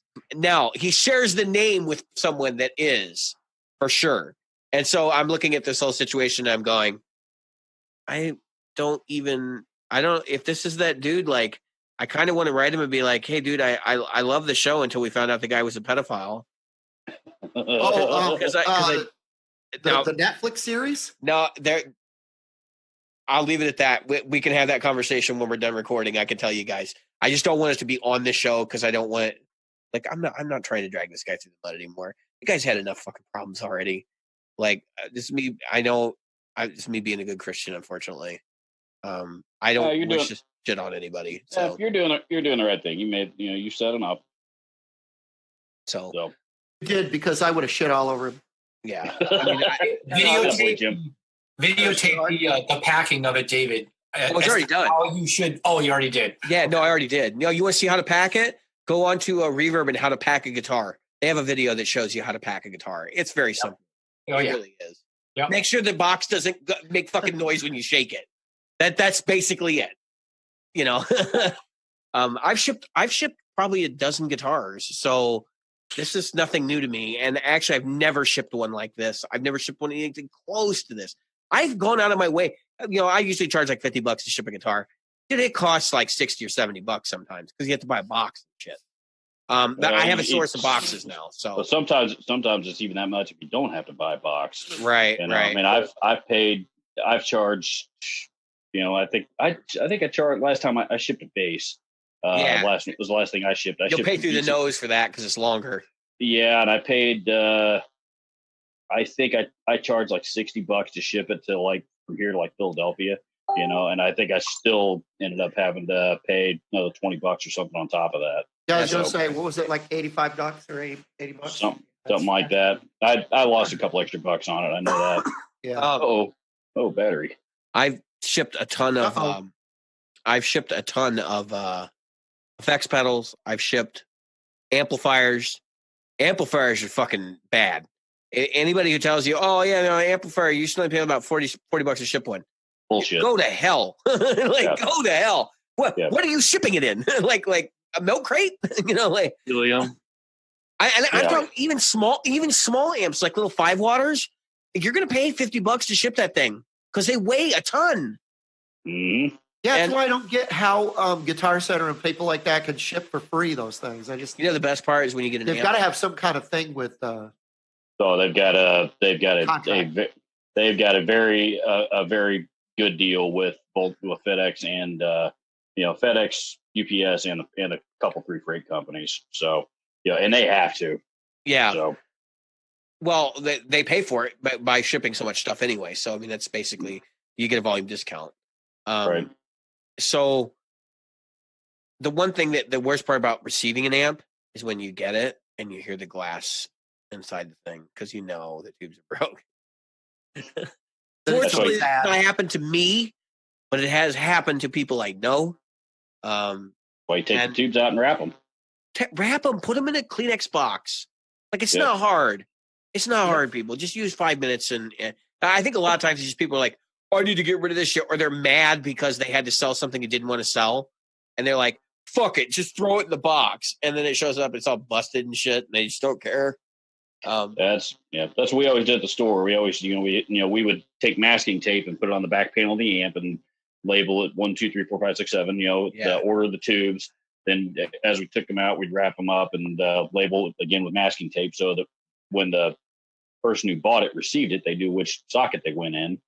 And all right, yeah, because you want to make sure that they're tuned for the specific socket, right? Well, preamp tubes are plug and play, but power tubes, if it's if you're shipping a Marshall or something that's got 100-watt Marshall, you want to make sure that you get the right power tubes in the right sockets. That's what I'm saying. Yeah, because the inside tubes are matched and the outside tubes are matched. If your preamp tubes, if your preamp tubes are like different manufacturers, you probably do want to know where they go, because I've seen that where like even Rivera will do some from in new amps. Some of them will be Chinese tubes and some of them will be Russian tubes, and they do have specific positions that they want them to go in, and it has to do with microphonics and stuff. So there are situations where that would be important, but for the most part, I think with Fender and Marshall, you're just going to get like with Fender, it's just their GT shit or whatever. So what's the craziest thing you guys have ever found in the back of one of your old amps, or like in the back of the amp you bought? Because I got one. I didn't personally buy this amp, but I saw it the other day, and I was like, "Are you fucking kidding me?" Pot. pot. I Was don't it know. yours? That's crazy. Yeah, it's like 10-year-old pot. I wonder where I put that bag. Shit. but did you guys see the look on his face when he said that? Yeah, he was like, pot. Yeah, he was. Pot. Yes, he seemed to be a very happy man when they. I'm gonna tell you a story. It's not a guitar story, but That'd be illegal anyway. Fuck it. this is my favorite pot story. It's a real story. So I was in the Navy. We were getting underway for the first time, and our leading petty officer was trying to make an example out of, we've got to clean this space. Got to make sure everything's clean. And in the workspaces, there are these huge air conditioning diffusers for air. And so he's like, oh, everything's clean. He goes, what about that up there? He goes, that looks like it might have some dirt in it. He did not want to know what was in there. So I go up there. Now, I have never, ever smoked pot in my life. I'm 54 years old, not about to start now. But so I go up there and I take the diffuser down and I drop it. There's a bag of pot in there, a half-gallon bag of pot. Jesus. You discovered somebody's stash from the last tour. No, we knew whose it was because we had that's this even one better. guy. And yes, I'll call his name out because I doubt very much anybody knows him, or I don't even know if he's alive anymore. Probably not. His name was Bob Nice, and the poor guy, he would make third class and get busted to seaman, make third class, get busted to seaman because every time he'd make third class, he'd bust positive on a piss test. So this was the beginning of urinalysis in the service. So I was like, yeah, I bet you it didn't even have to have his name on it. But so I take the bag. I've got it in my hand. I'm like holding this like I've got a bag of ants in my hand, and I go, "Am I supposed to do this?" He goes, "Jim, just walk to the door, open the hatch, walk outside, and throw it as far and as hard as you can." Fucking A, man. So I walk right out in the ocean. through that zebra hatch. I sweep that thing just as hard as I could. And it was we were doing 30 knots. That thing was gone. It was gone. And I see Bob Nice come into the space just as I'm doing like that. And I saw that look on his face like, I guess he thought he had a good spot. He just didn't care. He Yeah. just didn't care. So the funniest thing I've seen in an amp was there was an amp that was in for repair at a store that I frequent. I've been doing a lot of guitar shopping lately for the show. And in the back of the amp was 7 cell phones. 7 cell phones. Not one in a PDA or an iPad, but 7 cell phones. So could you like see the progression over time of Yes. like that giant, like the giant Nextel brick phone Yes. all the way up to like all an the way iPhone like a or something? BlackBerry, and then like the first iPhone was there. But the funny thing was, you'd think this is going to be like a reasonably modern amp, right? This was like a '67 like Bandmaster, or something crazy like that, like an old like Fender like tube combo. They probably had a ferret or something like to steal their stuff. What? Yeah. What? It's the only thing I can think that would make any sense. Why would you stick old? No, what happened? So the thing was probably non-functional, and they were using it like a storage cabinet. Yeah. It's just like, well, I'm never going to touch these again. Just throw them in the back of the amp. And then the guy decides he's going to get the thing fixed up and takes it in, and they take the back panel off, and there's 7 cell phones in there that they couldn't reach it and grab. So, oh, All right, so let's ask this question because you got to have had this. All right, so whether you played live or you played in the bedroom or whatever, what's the weirdest thing you found that caused a strange sound that you were like, "What the hell is this?" And it was something silly. So I'm going to give you 2 examples of what happened to me. One, and it was the cell phones that reminded me of this. I'm playing and I'm like, how do I hear this weird like buzzing sound? So I pick up my guitar or my cell phone to Google it, and the sound goes away. I went, wow, that's weird. Put the cell phone back. It comes back. Didn't in the least bit hit me that it was the cell phone sitting on top of my Mesa that was causing the problem. And the other one, we were playing, and I was, I kept hearing this buzzing sound. I was like, wow, what the hell's making this weird buzzing sound? Sound like a bee. And I was like, is there a bee on somebody's microphone or something? What it was, we had set lists, and someone had put their set list on their monitor. And so every time sound came out of the monitor, they would go, buzzing sound. Because the people in the sound guy go, I don't hear it. I'm telling you, I hear a buzzing sound. So my favorite weird shit like that is I often jam with like a sound system in various places, and like it's usually through a TV, like a 5.1 surround thing. And one day I was playing and I just completely forgot. Like I knew this happened, but I was playing and then I went to go turn it up and I just kept playing with this hand and I picked up the remote and I hit, and all of a sudden my pickups started making a weird fucking noise. And I forgot they're susceptible to the RF from the remote. And I'm like, what the hell? Like, what is going on? So it took me a minute and I was like, oh yeah, that's right. Mine had to be when I was my old apartment, the apartment I was living in when I met my wife. I had at the time I had a B-52 AT-100 half stack. Okay. And in an apartment. Yeah, well, right. Because why wouldn't you, right? Yeah, why not? That's the best amp for apartments, folks. Right. Yeah, absolutely it is. So it and I kept it in a corner, and I have pedal board setting up right in front of it on the floor. And this is a third floor apartment, by the way. So this is also my gigging amp at the time. So lugging that thing up and down 3 flights of stairs was a lot of fun. But anyway, this happened more than once, and I never did figure out what was causing it. But I turn on my amp and click it over the clean channel, and I'm sitting there just beginning to hear the play, and I hear a noise coming through, and I stopped. I'm like, what is that? I got ESPN radio or TV or something coming through my amplifier. I'm like, that's Stuart Scott. So since Stuart Scott was, yeah, you totally know who it is. Yeah, I was like, that's Stuart Scott. What why is he coming through my amplifier? He's not metal. And and finally I was. He was so not metal. Yeah, he well, if you're not a sports fan, Stuart Scott was like the coolest guy on the planet, and exactly, yeah, and very, very well respected. He died of cancer, unfortunately. But he was a lot of things, but metal wasn't one of them. Yeah, I was going to say not metal, not metal, and but I hear Stuart Scott coming through my amplifier, and this happened many, many times, and I didn't have my TV on or anything. I never did figure out where it came from, but it only happened there. It had to be something. Had to be something in the wiring of the apartment building or something. Yeah. Yeah. Mm-hmm. The only thing I could figure. John, you got something for us? Come on, you got to have something weird. I got nothing. No. Never anything weird? No, not really. Well, get playing then. That would be nice.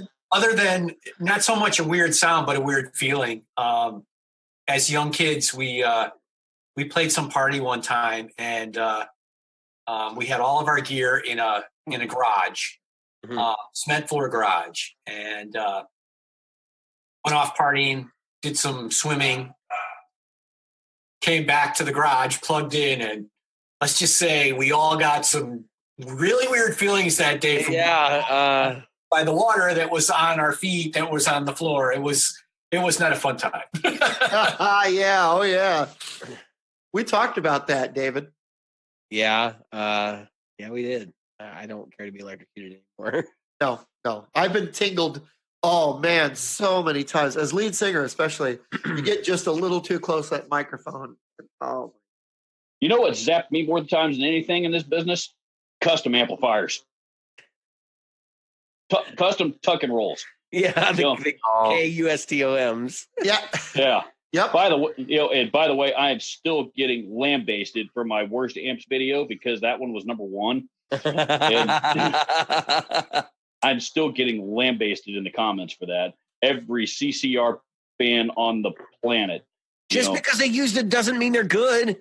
Right. I haven't even shit the Doors used. Holy crap. John Paul Jones used acoustic. Yeah. Exactly. Nobody's singing their praises. Yeah. Well, I play acoustic to be fair, but that's because I got it cheap and I just needed a bass rig. So, but I think we all know I'm far from being called a bass No, player. he likes some 5150s. I got a 65 plus, but that Well, you got that Panama thing too now, right? Yeah, how do you like that well, Panama line? What I like them quite a bit. I've got the Shaman 20, the first run of them. They're on their third generation now. I've got the 5 watt that I really like. That one's actually become my favorite. You guys need to check that one out. I really want to. Yeah, if you saw the video, if you didn't see it, I watched the videos. Yeah, I've done a couple of videos on that one. It's a great amp. And I got the Fuego X, and I actually just had another one arrive last week that I'm not going to say what it is yet because I got a video going up about it next week. All right. We'll look for it. Oh, well, we'll Post in the group when it shows up. Yeah, but we'll be watching the group. We appreciate it. Okay, Dan walked away before he could tell us his weird thing. We'll ask him when he comes back. We'll ask him when he comes back. We had one question that I intended to ask everybody. We're getting close to the end of our 2 hours here. We will do more of this kind of stuff in the future, I'm sure. So what I wanted to ask everybody was, what's your favorite moment on the show so far? Jim and I shared ours last episode, like what our big look back moments for the year were. And I just like to get some feedback from people who care about the show and who've actually like been participating in the group and stuff. Right. So John, you want to go first? Yeah. When I was getting back into guitar playing a few years back, as I was, ripping through the internet to try to find some teachers to learn from and stuff like that, I happened to run across Michelangelo Patillo. Yeah, all right. And when you guys had that episode on, it was like, wow, that's really freaking cool. You know, it was neat to hear from him and hear you guys talking with him. So I thought that was really, really cool. We've talked about that experience on the show quite a bit, but I can give you a little bit more background. So I found out he was playing at that club like 4 days before I decided to go. I looked at the prices and I said, okay, I can go. So he's from Chicago, right? Honestly, yeah. Honestly, right outside my window, like less than a block from my house. I do have to walk around the apartment from there, but I walked back to and from multiple times during the show, no less. And I walked over there and I was like, all right, when I found out that I could go, I got on Facebook after I talked to Jim and I was like, oh, well, we'll go look up at his information. Well, I just friended him on Facebook and sent him a message that I'm trying to get in touch with his publicist. Give me any information you can provide, and we'll go from there. And he got back to me directly. He goes, "This is Mike," and he's like, yeah, I'd love to do an interview. I'll be available tonight before the show and after the show. And he's like, just come in and talk to my manager, or to actually what he says, stop by the merch table and ask for me. And I'm thinking like, stop by the merch table. That's not how this shit works. Like I've been to enough shows to know that, like the people at the merch table don't even know the guy half the time. So I walk in and I walk up to the merch table after I buy my little ticket, and I walk over and I'm like, yeah, I'm here to interview Michelangelo. And he looks at me and he goes, what's your name? And I told him I'm David Hilfen, the Practical Guitarist. And then he looks at me and he goes, never heard of you. And he's like, I'll tell you what. He's like, I'll talk to Michael. And he's like, if you stick around after the show, maybe you get a chance to talk to him. And I'm like, I turned around. I was like, fuck you, dude. Like, that's all I could think in the back of my head. I was like, fuck you. Because Badio told me, he's like, yeah, he's like, I'll go ahead and touch base with him and he'll know everything when you get there. Yeah, so of course he didn't know shit. Well, I'm standing there and I'm like, he's just walking around. Michelangelo Badio is literally just walking around the venue like there's nobody there. So at first I'm like, look, he's getting tuned up and stuff like that. I don't want to get in the middle of that. So I waited until he went to the bar with his buddy who was his tech that night. And I walk up and I'm like, I shook his hand. I was like, can I buy you a beer? And he's like, I've already got one. Well, he had probably 5 or 6 that night. But he was like John Cleese. And I told him, I was like, got one. I was like, dude, I'm from Practical Guitarist. We spoke via Facebook. He's like, oh yeah. He's like, absolutely. He's like, I'm down for the interview. We can do it right now if you want. But he's like, it's a little loud in here. And I'm like, well, I don't have my podcaster rig. I have to go get it. I was like, I'll be back in like 15, 20 minutes. By the time I got back, another band was on stage. He was nowhere to be found. So he was either out in his car or whatever he was doing, which, by the way, they were touring in a minivan, which is like, it's just so funny because you figure this guy's bigger than he is. in the Chicago area, and he told us on the interview, in the Chicago area, he cannot get people to go. It's like ridiculous. He plays clubs that like little bands play because nobody wants to go here. I don't know what it is, but I've seen shows with him, with 2,000 or 3,000 people in the seats. There was maybe 200 or 300 people there that night. So when it was all said and done, I stuck around for 3 hours waiting for him, and he was talking to some local friends that had come out to the show, and I didn't want to interrupt. And I did stop by, and I said, I just let you know, like when you got time, I'll be in the back because they had like a casino area. It was late at night, so it was pretty much empty. So I went in there and I sat down and I waited. I gave him an hour and 45 minutes. And it was, by this time, it was 1 o'clock in the morning. And I walk out of the bar. He's gone. I'm like, what the hell happened? So I walk around, look for him, and I'm like, finally, I was just like, fuck it, I'm going home. So I put my coat on, I go home, and I figured, well, he probably just forgot. He sends me a message and he goes, get the interview. I don't think we're going to get the interview. Yeah, I'm like, I don't think we're going to get the interview. I think he just blew me off. I think he was just giving me lip service, whatever. No, well, what I said was, I just think that like he just didn't really care enough to do it. And he had a little bit too much to drink. Right? Logical assumption. Yeah. Noon the next day. Dude, I'm so sorry. I missed you last night. Like, I absolutely want to do the podcast. Let me know what time works for you and we'll work something out. I was floored. I was like, dude, this is the nicest guy on earth.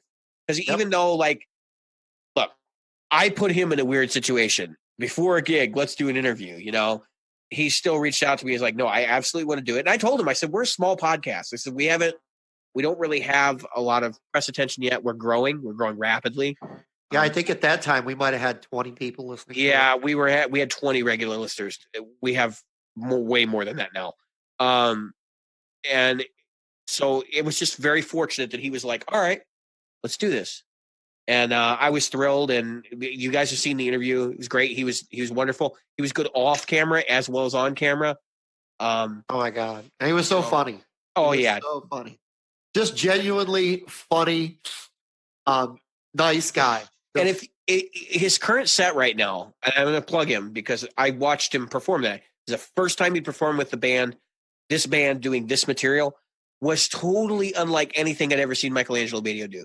He was playing classic rock tunes and he was playing progressive stuff, but he was also playing a lot of like 70s and 80s pop rock stuff. And it was a really cool experience to be able to see somebody stretch out like that because we all know him for what?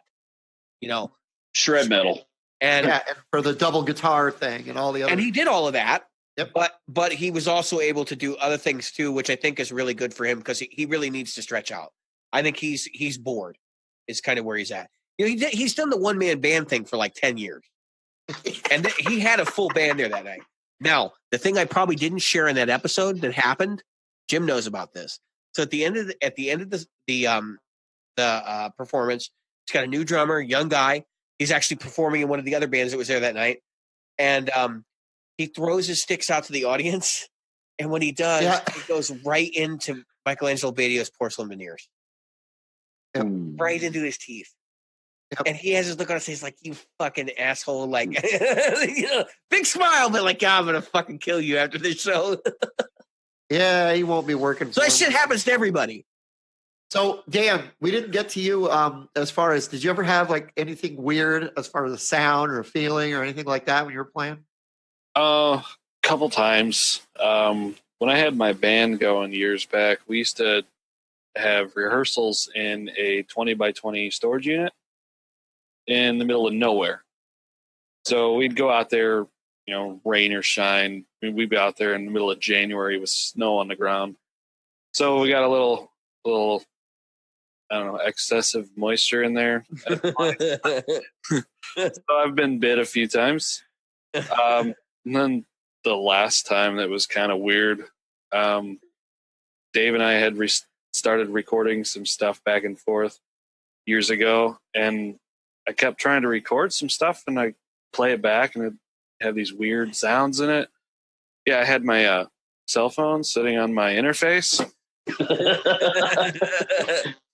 Yeah, I don't do that. What the hell is that ticking sound? I'm telling you, I forgot to tell people I had my cell phone in my pocket. Yeah.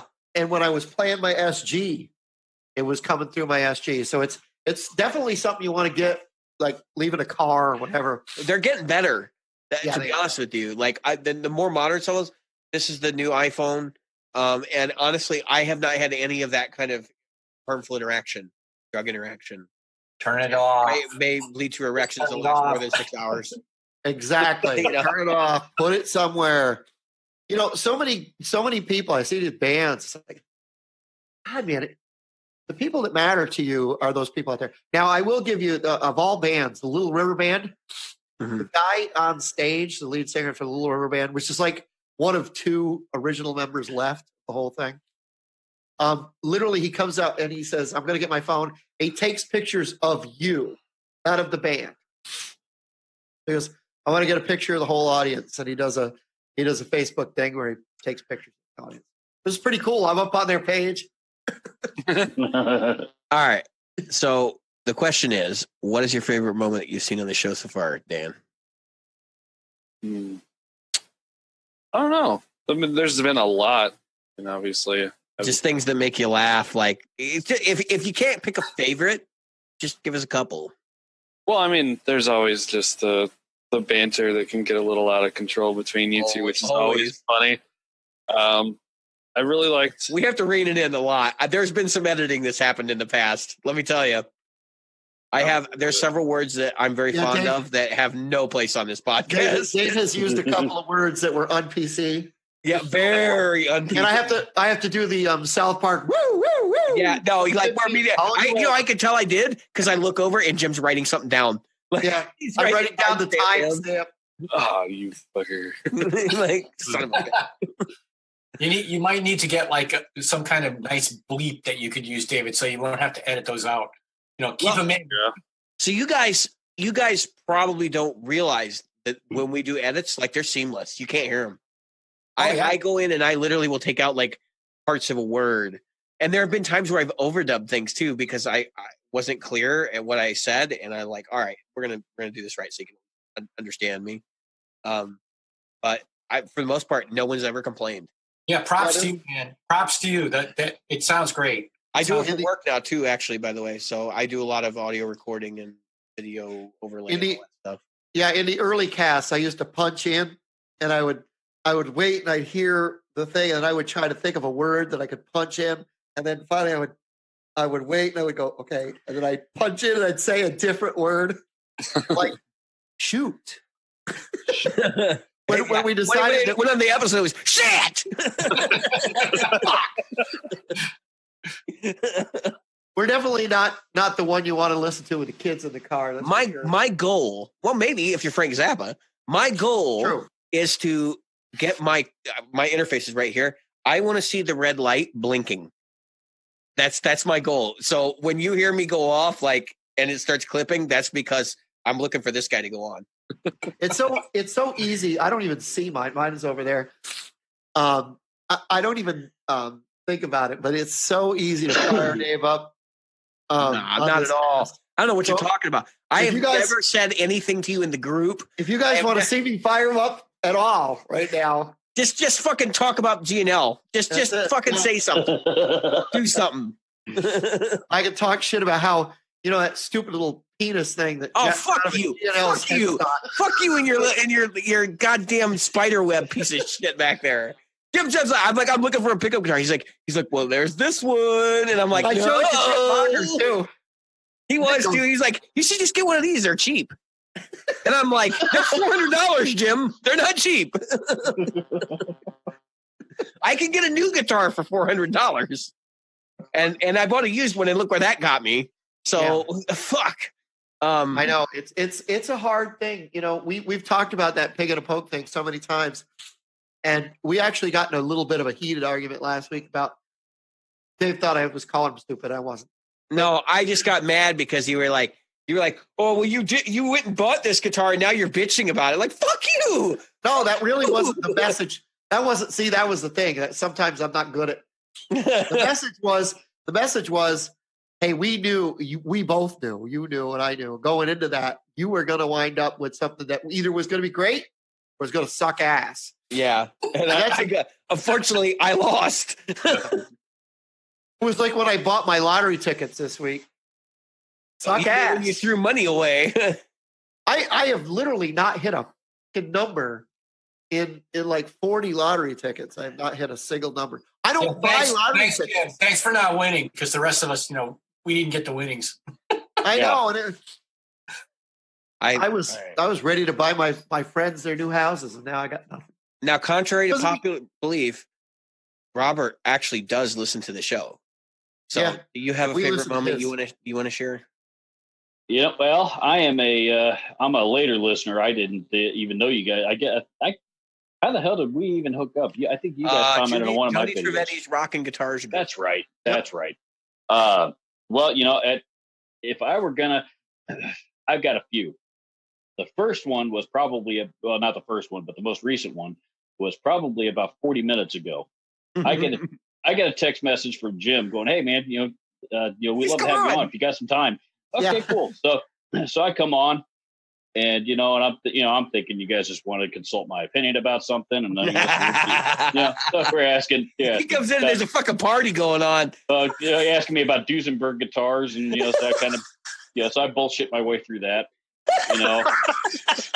and and I'm sitting here watching the screen on my phone. All of a sudden, then John pops up, and I was, oh, hey, I'm not alone, am I?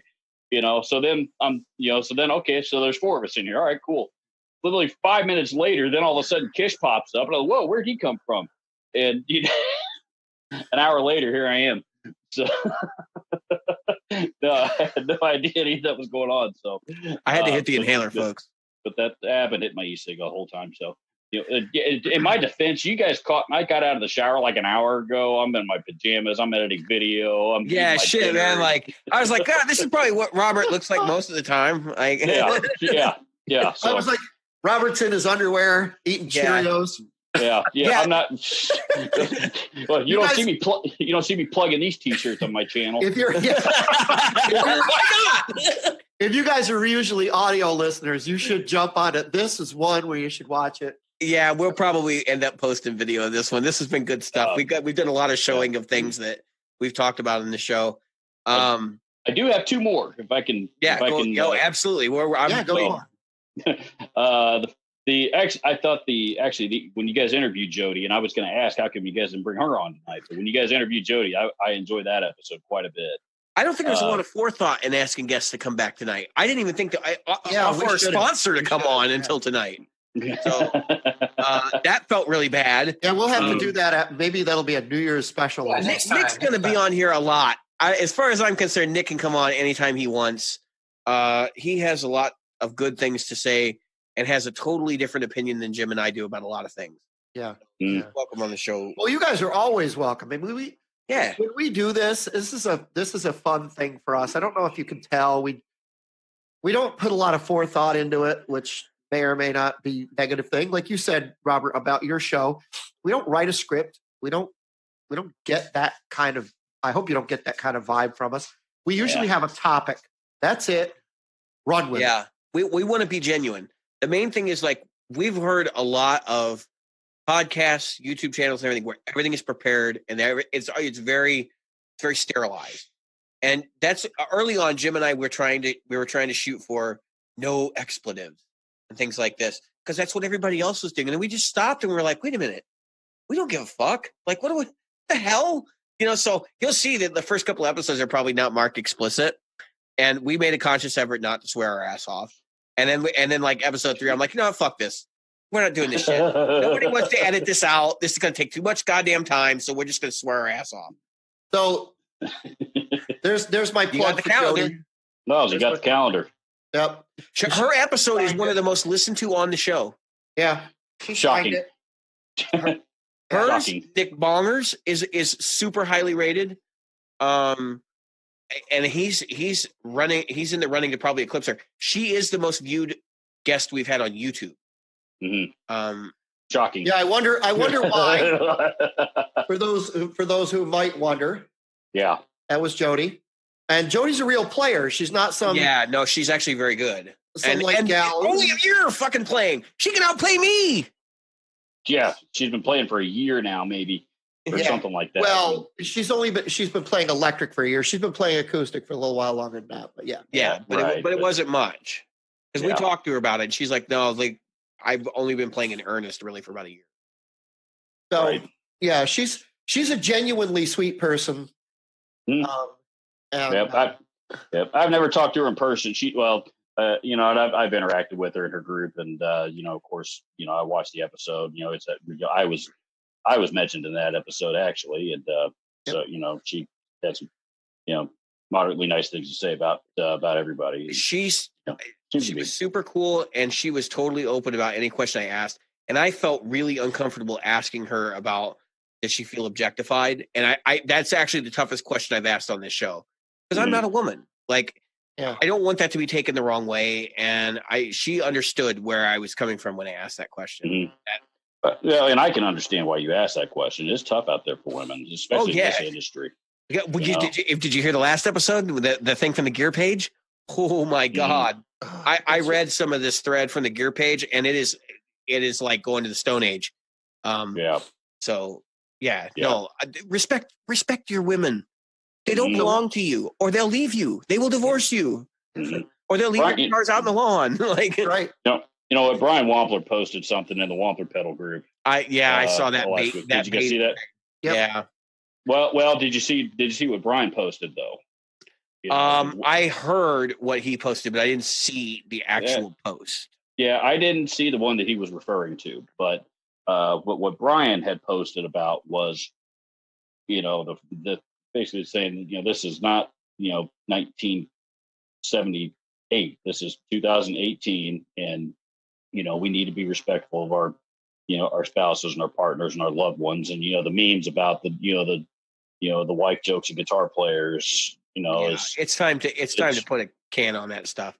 Yeah. And Definitely. you know, absolutely it is. You know, I you know, you guys see all the guitars that I've got, you know, in my, you know, in the background here, and you know, I'm married to a wonderful woman who supports my playing and everything that I do, and you know, she thinks this room is just as cool as I do. So yeah, and she's an outstanding singer, by the way. I saw the video on your Facebook page.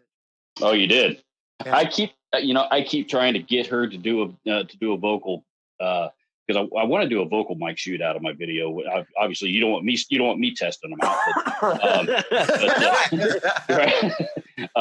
But you know, but I happen to have somebody within my household that would be very good for that, and we're gonna do it one of these days. It's just a matter of when I can, you know, talk her into doing it with a camera running in front of her. So what was your other favorite moment?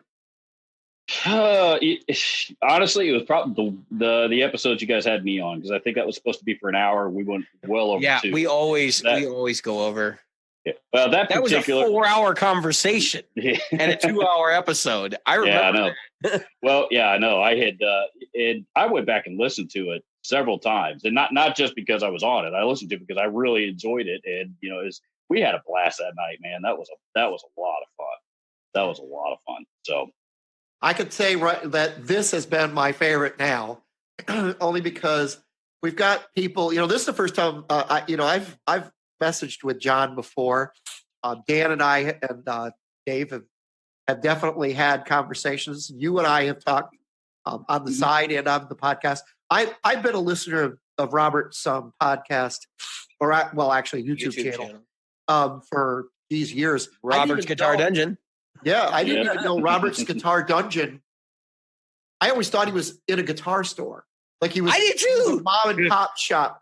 And I never and then when we got him on, I said, so, you know, is this shop? He goes, oh no, that's my house. Yeah, this is the room. This is my guitar room in my house. And you were like, what the fuck? I'm like, fuck you, John. Robert. I was honestly because right up before the episode, I was doing a bunch of research. I didn't know much about you as a person, so I'm like, well, I got to find out about this guy. And I found out about the charity, and I knew that you were in Indianapolis, and that's about as far as I got. So I figured you had a guitar store down there. I was like, oh well, he's in Indianapolis. Next time I go down there, I'll have to hit up the store. And then like I find out it's your house. I'm like, fuck. Might be driving around town for a while. Yeah. Well, you have something to do in your retirement. You could run a store. I mean, you got all this stuff for it.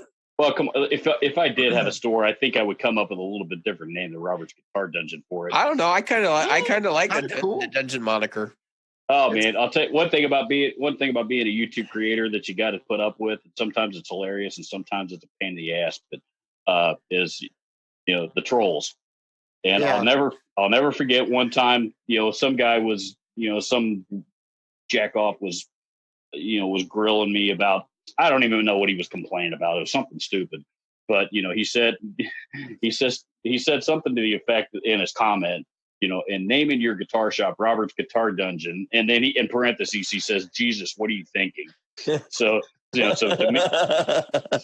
to me, so I replied back. I said, "Well, one of us is a lot dumber than the other because I don't own a guitar shop. I don't know what you're talking about." I gotta say this though, Robert. My favorite, you know that I've got a lot of your favorite videos of yours. I've commented on a lot of them. I do. And my favorite one was the one you did a few weeks ago about the trolls. And I know a lot of people were like, "Oh, you're standing up." The thing you did was you didn't take the "oh poor me," attitude. He basically admitted he was inviting it. Yeah, you were like, "Go ahead, I don't care," because people. I can't understand. We've got in your thing. We had people fat shaming you. We had people shaming your speech impediment, shaming everything about you, and you stand above it. I mean, that's the thing that right there. Thank you. Thank you. And to be clear, I didn't want that video to be about trolls. I wanted it to be about more. It took me a long time to get to where I am and to be the person I am today. The day that it posted, my wife came home and she said, "Well, that was a fucking tearjerker." And I looked at her, I didn't know what she was talking about. I was crying. I didn't expect her to watch it. She didn't give a shit about guitar stuff. So, but there's and we all have these people. We've all run into these people in our lives. Somebody that struggles with something, be it their physical appearance or a physical disability or liability or something along those lines. And Sure. And then you got these assholes in the world that just make it that much harder for them. And that video was for those people. That's who I want to see that, not I don't some jerk off keyboard warrior. I could care less if they watch it. My favorite video you've done. I did like that one. My favorite video you've done is where you look at the metal muff. You want to know? Maybe not for the video, but I love the comments. Dude, here's what a funny story about that one. I had there's a viewer contacted me, a guy named David Gabe, and watches all my videos, comments on them, and he says, "I just looked up the metal muff. It's worth about $50. I'll give you $60 to ship it if you write something smart ass on it and silver Sharpie and send it to me." So that's great. So I'm thinking, okay, that's a request I've never had before. That's new. Yeah. So so it's okay. The pedal didn't belong to me, so I couldn't make the call. So I went to I borrowed it from a coworker, and he hates it as much as I do. So I said, "Jared, here's what I got with this thing. Do you want to sell it? If you do, I got a buyer for it. I'll just middleman it. You don't owe me anything. I'll take care of it." Told him he wants me to sign it for him. So he's like, "Yeah, dude, I don't care. I'll take the money."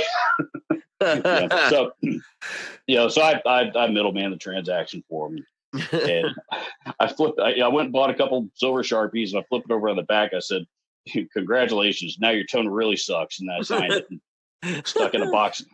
Well, not only did I stick it in a box and mail it to him, but I found he's actually local. He lives in Indianapolis, and he didn't know I was from here. He saw the return address. And so we ended up meeting up, and I had a couple of other pedals for sale later on. He bought those from me. And, we met up in person later on, and really, really nice guy. I was, he shows up wearing one of my T-shirts, and I was, you had that moment. I was stunned. I was speechless. He was a really, really nice guy. We still communicate on Facebook. So that's one of the cool experiences Well, that I've had. You guys are all the reason we continue to do this podcast, and I'm not just talking about the people that are here on this call, but I'm talking about the people that are Everybody listening, to this episode watching. and everything. And like, I get such a rush from going to an event and even just being with other people who have people coming up to them and just like, look, I really love what you do, and like, you provide a voice to me, and that's huge. But the other thing is, I honestly just like hanging out and talking about guitars. This isn't going to end anytime soon. Like, even if Jim gets pissed off at me and we go on hiatus for a bit, we'll be talking. Now Yeah. and I've had people sit in the room while I'm doing the podcast and literally tell me, "Are you recording that?" No, like, we're just talking. He's like, "You should record that. That's good." Like, I'd listen to that, and it's like, okay, all right. So this is the recording process and talking about topics is basically effortless. It's all the background work that goes on to make this podcast possible is the thing that actually is the time.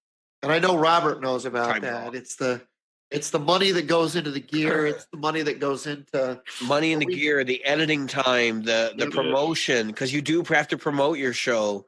Yep. I work about, for my YouTube channel to produce 2 videos a week that are typically about 10, 15 minutes long. Of course, I work my full-time job 40, 50 hours a week, and my YouTube channel requires about another 20. Yeah. So, Yeah. easily. So that's why we're going to one episode, because we know that in order to continue to bring you guys quality content and to be able to juggle things like the promotion of the show and all that. Yeah, because we want to start I doing have to video cut back. content as well. Yeah, and we have to cut back because to be able to do the video stuff, it takes a long time. Like Robert said, to put 10, 15 minutes of video together means you got to have an hour to an hour and a half of video. Then you got to sit there and watch it all. And where am I going to Clip out the stuff you need? And Yeah. The reason why we're putting so much focus and emphasis on video going forward is because we know we have to reach a larger audience, and in order to do that, we have to get in front of new people. And the podcast community as a whole is generally pretty small, especially for niche podcasts like us. We are on the small side of the guitar podcast realm. We're only a year into this thing, so we understand where we're at. But in order for us to grow, we're not trying to get the same people that listen to those other podcasts. That's a big part of this. What we do is totally different. And we know that in order to do that, we have to find this audience and build this audience for the show. One of the things we've done already is we started publishing all our episodes. The new episodes are going directly onto YouTube via Podbean, so that you can listen to them in the office, even if you don't have your podcast app. We count those listens as part of the show listens, although they're calculated differently. And it's just for the purposes of knowing, how many people are following along the show. We have listeners all over the world now. We have people in the Middle East. We have people in Europe. Lots of people in Europe, actually. We have Russia. We have probably bots, but maybe not bots in China. We have people in South America. I mean, literally worldwide. It's pretty amazing.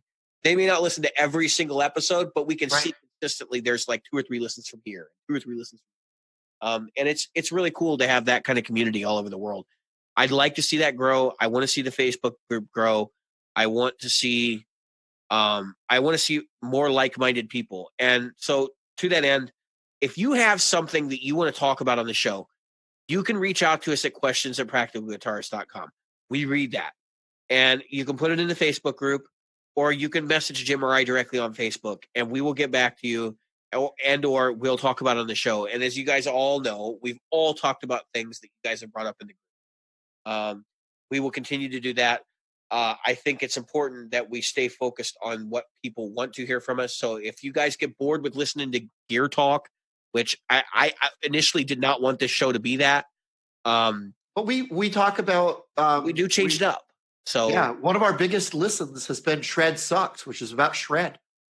That was clickbait as hell, my friend. I love it. I listened to it. Well, the title was clickbait. That's the truth. Yeah, But I'm a big Shred fan, actually. Right. Again, Jim and I have talked about this on the show. This is infotainment.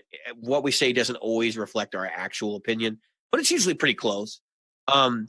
I would say the places where I've gone like way off the deep end are probably pretty predictable. I figure our listeners can probably tell which ones those were, but I do feel like we try to keep it as genuine as possible. Jim and I have a style of podcasting as we play devil's advocate.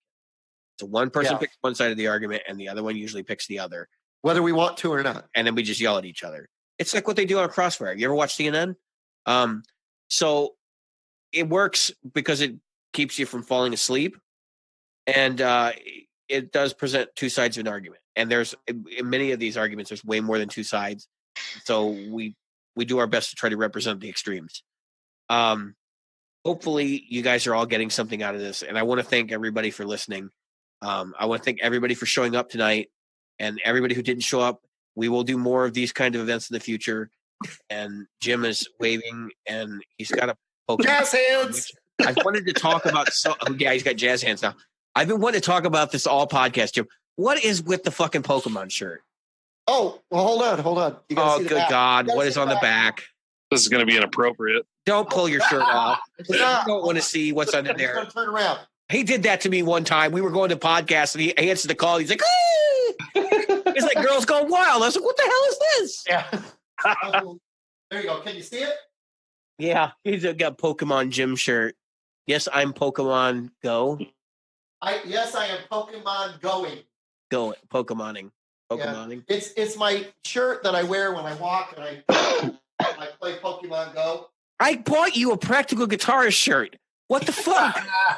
Yeah, but when you're standing around with a bunch of Pokemon nerds, not one of them even knows what this means. But All right.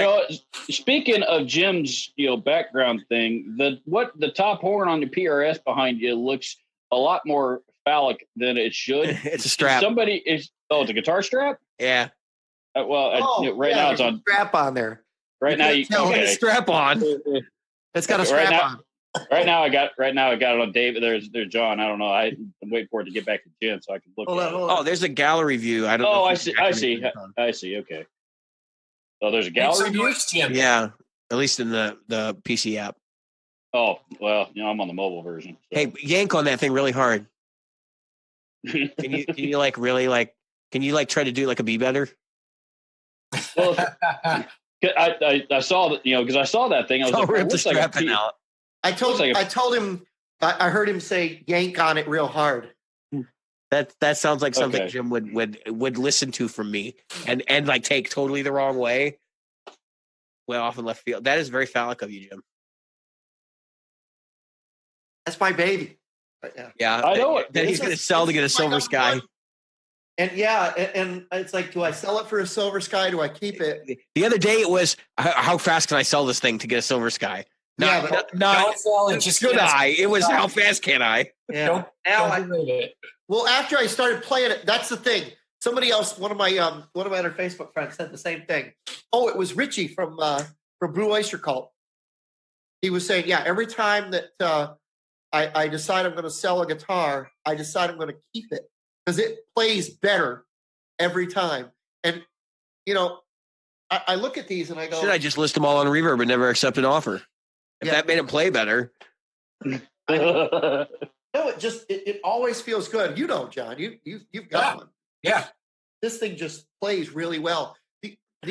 I'm just gonna have to wait and buy a Silver Sky straight out when I do my taxes because this thing.